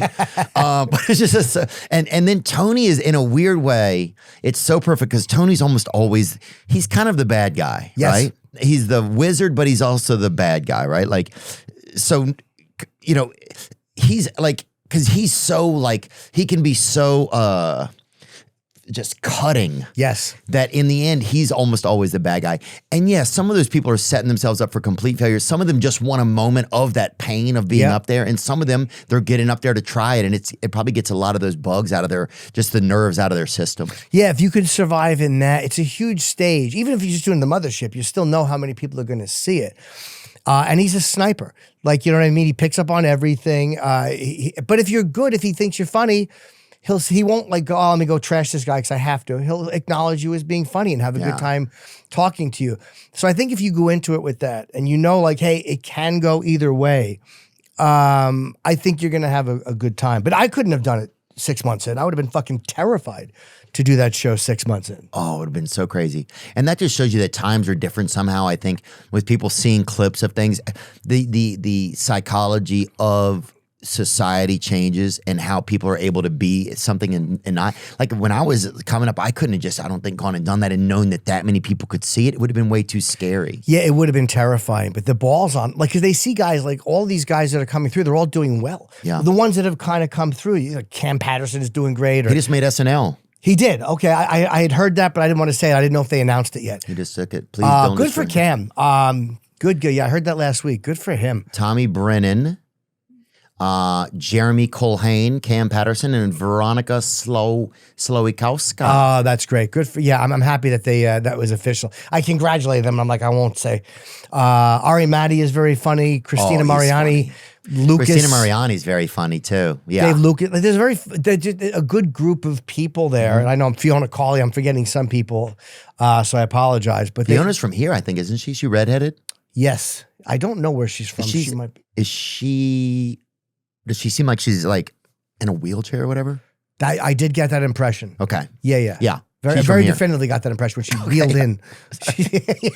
I wasn't saying she didn't seem like it. That like right now, I seem like I'm in a wheelchair because I'm sitting here. But when somebody wheels in, you can say without reservation, that person's in a wheelchair. Sorry, it just... And blessings, Fiona. She should be on SNL. She's great. She and I have actually worked together on the same show a few times. So definitely. I like that whole crew, and they're all nice. Like, you see them on the events now, and they're getting real followings. So many of them. So it's nice to see these young comics doing really well. And some people, I don't know why anybody would begrudge those guys. It's like there's room for everybody. Like that's what Rogan always says, and that's one thing that I admire about him the most. He always says that there's room for everybody. There's room for all of us to lift each other up. Yeah, like I'm not afraid of my spot, and like we all, as we get older, you feel like, oh, I suck, I'm worthless. Like it's just a part of what made me a comic to begin with. I mean, if I had great self-esteem, I would not have gotten into this line of work. Like, that part of me has remained the same. But as far as shitting on other people or trying to keep other people down because of what they say or their belief, it's just such a weak pussy thing to do. It's like, who the fuck cares? Like, I don't care what other guys are talking about on stage. As long as you're not stealing material. Yeah. Whatever point of view you're talking about, good, make it funny. Yeah, I don't even have time to think about that. No, but guys do. You do the joke from the wrong angle and people are like, whoa. And I'm like, because it's dishonest. When people criticize that, it's not like, hey, I'm old and I can't handle young people being involved. It's that I think it's dishonest and like attacking other comics for material points of view is a way for you to climb socially. It's become one more way to climb the ladder. It's not based, these purity tests are just one more way for people to climb the ladder. They give you a purity test, you fail, they climb a little higher because they gave the test. It's nonsense. But that ladder has fallen so far down in society. I think people are just like, whatever that whole system was for so long is disappearing so much. You know, I think that's why it's like, I don't know. People just make their own choices now. Like, who's going to listen to some article or some it's like, I believe we're in a space where more and more it feels like people would make their own choices, but maybe not. You hope so. I mean, and I've never no one changes my mind. Like, I think for myself, like, everyone can say what they want because I think for myself. Like, people will say things about, like, well, when he says that, they'll come after Rogan. Well, what he says is dangerous. And I'm like, well, have you listened to him? And they're like, yeah. Did he change your mind? No. Well, then why don't you give everybody that credit? Like, people give themselves the ability to go through information intelligently, but they think the rest of the public are a bunch of blithering tards who can't do it. Yeah. And it's like, no, you're not the only one who can sift through information. And some people don't operate, but do not make their decisions from information based on the analysis of the information. They base it on how the information makes them feel. And I don't think that those people are necessarily, one is necessarily more right than the other sometimes. Yeah, and it's hard to kind of like just tune it all out. I tried to. There was years I didn't check @mentions on Twitter. Like I just don't. I don't give a fuck what everybody's talking about. What's this? What does he say about that? Who gives a shit? I don't have time to. Yeah, I really don't. And I don't care. Yeah. It's not interesting to me. Yeah. Like, if it's a friend and I'm talking to him, sure. But do I care who other people vote for? Like, it is of no relevance to me whatsoever. Yeah. I don't know how people, and like if you say something good about Trump, like there's policies he has that I very much disagree with. But like you say anything good about him, like how could you? It's like, shut up. Right. Take your little identity hat off. Just be a person. Have a conversation. What do you think about this stuff? Like in D.C., they just had where they want to clean up some of these cities and they're using the National Guard, which I've always thought is like, police are in this tough space where everybody's filming them and it's like, it feels like they need more support somehow. A lot of cities have become overrun with crime. Trump's use of National Guard in Los Angeles was illegal, judge rules. Yeah, I know Brandon Johnson in Chicago is not for it. He's the worst mayor in the country. Is he? It's awful. Chicago's mayor pushes back as Trump administration readies immigration crackdown. Let's see what they say. Chicago's mayor has limited how much his city's police department can cooperate with federal immigration agents in response to threats from the Trump administration to ramp up immigration enforcement operations in the city. So it's just about immigration? And like they did, I don't know, they didn't want National Guard helping with immigration. Like they didn't want to help National Guard with immigration or troops. But if they're just doing it to control crime, it's like crime is, it's a mess. I agree. As long as they're not interfering with people's comings and goings, if they're just patrolling the streets and giving the police some assistance, most of the people who are against these policies, a lot of them don't live in those neighborhoods. A lot of them can leave their house without being fucking worried about being robbed by somebody selling drugs. So I think if it keeps people safer, as long as you're not infringing on their right to do anything. Yeah. But I have a real look, here's the reality. The most important thing Trump has done is he is honoring KISS at the Kennedy Center. And I'm going to tell you, there's nothing that has made me happier than any politician has ever done. Is he really doing that? Gene, Peter, Ace, and Paul, the original 4 members, are being honored at the Kennedy Center. Wow. Nothing has made me happier than that. I love him. I love that he did that. I would hug him. I mean, he does a lot of interesting stuff, man. And I hope that some of his plans for the country and stuff are good, like I hope we see a lot of the things that he, kind of tried to campaign on. And I think it's just really interesting when guys campaign and then when they get in office, I bet things are way different. And we don't know what those things are like, But I hope that he has a lot of long-term, like beneficial things for the everyday American, I bet you Obama was very disappointed. Because he was like a young, not too tainted by politics guy, but like he was still a relatively young guy. Oh, yeah, I voted for him. And he had all these hopes and dreams, and then you get into it, and you're like, oh, there's a lot of muck and glue and things. I bet you that his idealism somehow got squashed a little bit when he saw how it really worked from being deep in it. And these things that you think you're going to fix, you can't. Yeah, what does it say here? What effect did Trump's crackdown on crime in Washington, D.C. led to a significant drop in reported violent crime and property crime. It also generated controversy, strains on the legal system, and a dramatic increase in immigration-related arrests. Violent crime fell by about 49% compared to the same period the previous year, with overall property crimes and car theft also down by 30 to 40%. I wonder if they're just using this as a ruse, though, for ICE and immigration. But yeah. I don't know. I think that there's a genuine desire in cities that have really high crime rates to bring it down. Please. I think people's biggest concern is they want to be able to leave the house. People care about abortion. They care about all this. But people want to be able to leave the house and go to work without being fucking hit over the head with a pipe.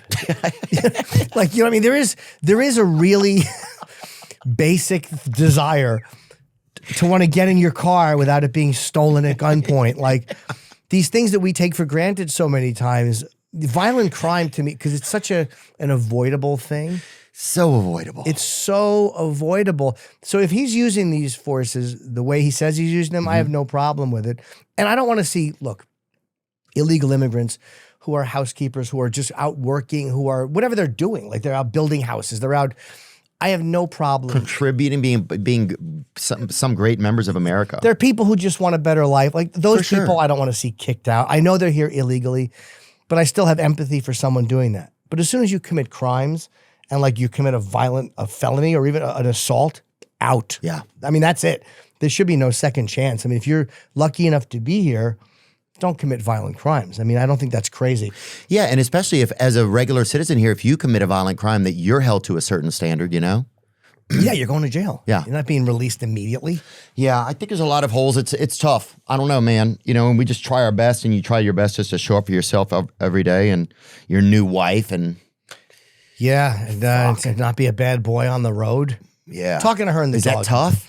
It is because, again, but it's not like there's one specific thing. It's tough because addiction is selfish, and like it's about getting high, and it's about feeling that rush. So many times you want to do things just to get away from yourself. Oh yeah. Like I'm not happy with how I look, or I'm gonna jerk off, or I'm gonna fucking yeah. Yeah, and I do that too much. I mean, I really do. I mean, up and down the fucking East Coast, there are towels that probably should not be used by another person. My apologies to any guest who's drying off and your back gets scraped up because the towel is too rough. That's my bad. It's tough times out there. Yeah, it really is tough times. But it's not. What do they say? I'm not the man I could be or should be, but I'm not the man I was. Like, my life is better now. I'm happily married. I mean, despite being annoyed at times at being married, I love the fact that my wife enjoys when I joke about us on stage. She's not sensitive about, like, you know what I mean? I just... Right, you can be free in your relationship. Yeah, she loves it. And we all send videos of like jerking off and stuff like that, or no? Do people do that? No, I mean, she sent me some nude photos and videos, but that's cool. We live together, and like that's the one thing when you're married, that perverted stuff. Right. Sometimes, because you can hook up whenever you want. Right. But if I asked her for a video jerking off, she'd probably send it to me. She has in the past. That's nice. Yeah, I'll ask her. Eddie Money showed me some pictures of his new wife one time on a plane. Nude? Pretty nude. Whoa. I like Eddie Money. He's dead now, unfortunately. Dude, he said he hit a can of Huff one time so hard that one of his legs quit working. Really? Like, fuck yeah. He was a fascinating guy. He overdosed, survived a lot of stuff. Was his wife look good naked? Pretty good. I'll show you my wife's penis if you want, but she wouldn't care. You're crazy. Yeah, she wouldn't care. Oh, dude, maybe just do a drawing of it for me. Okay, all right. You think? All right, just show it and I'll kind of go like this a little. All right. I won't show it on camera just because. No, just show it to me. I don't want to see all of it at once. Oh, though. yeah. I can't show it all on camera because she's a lady. She wouldn't care for that. No lady wants their penis shown completely on camera. Oh, for sure. Dude, I don't even want to fucking look at it. I won't show it to you if you don't want to look at it. No, I'm okay. Okay. Let me see here. Hold on. You can. I won't just hit you with it. Yeah, just don't surprise me. Don't be like. Let me find an acceptable photo that she would be proud of. Okay. No, she wouldn't like that. No, that's a fine. video. I'll find one for you. Yeah, take your time. I'm gonna think about something else for just a minute. All right. You want to see? Yeah, hold on. Okay. Yeah.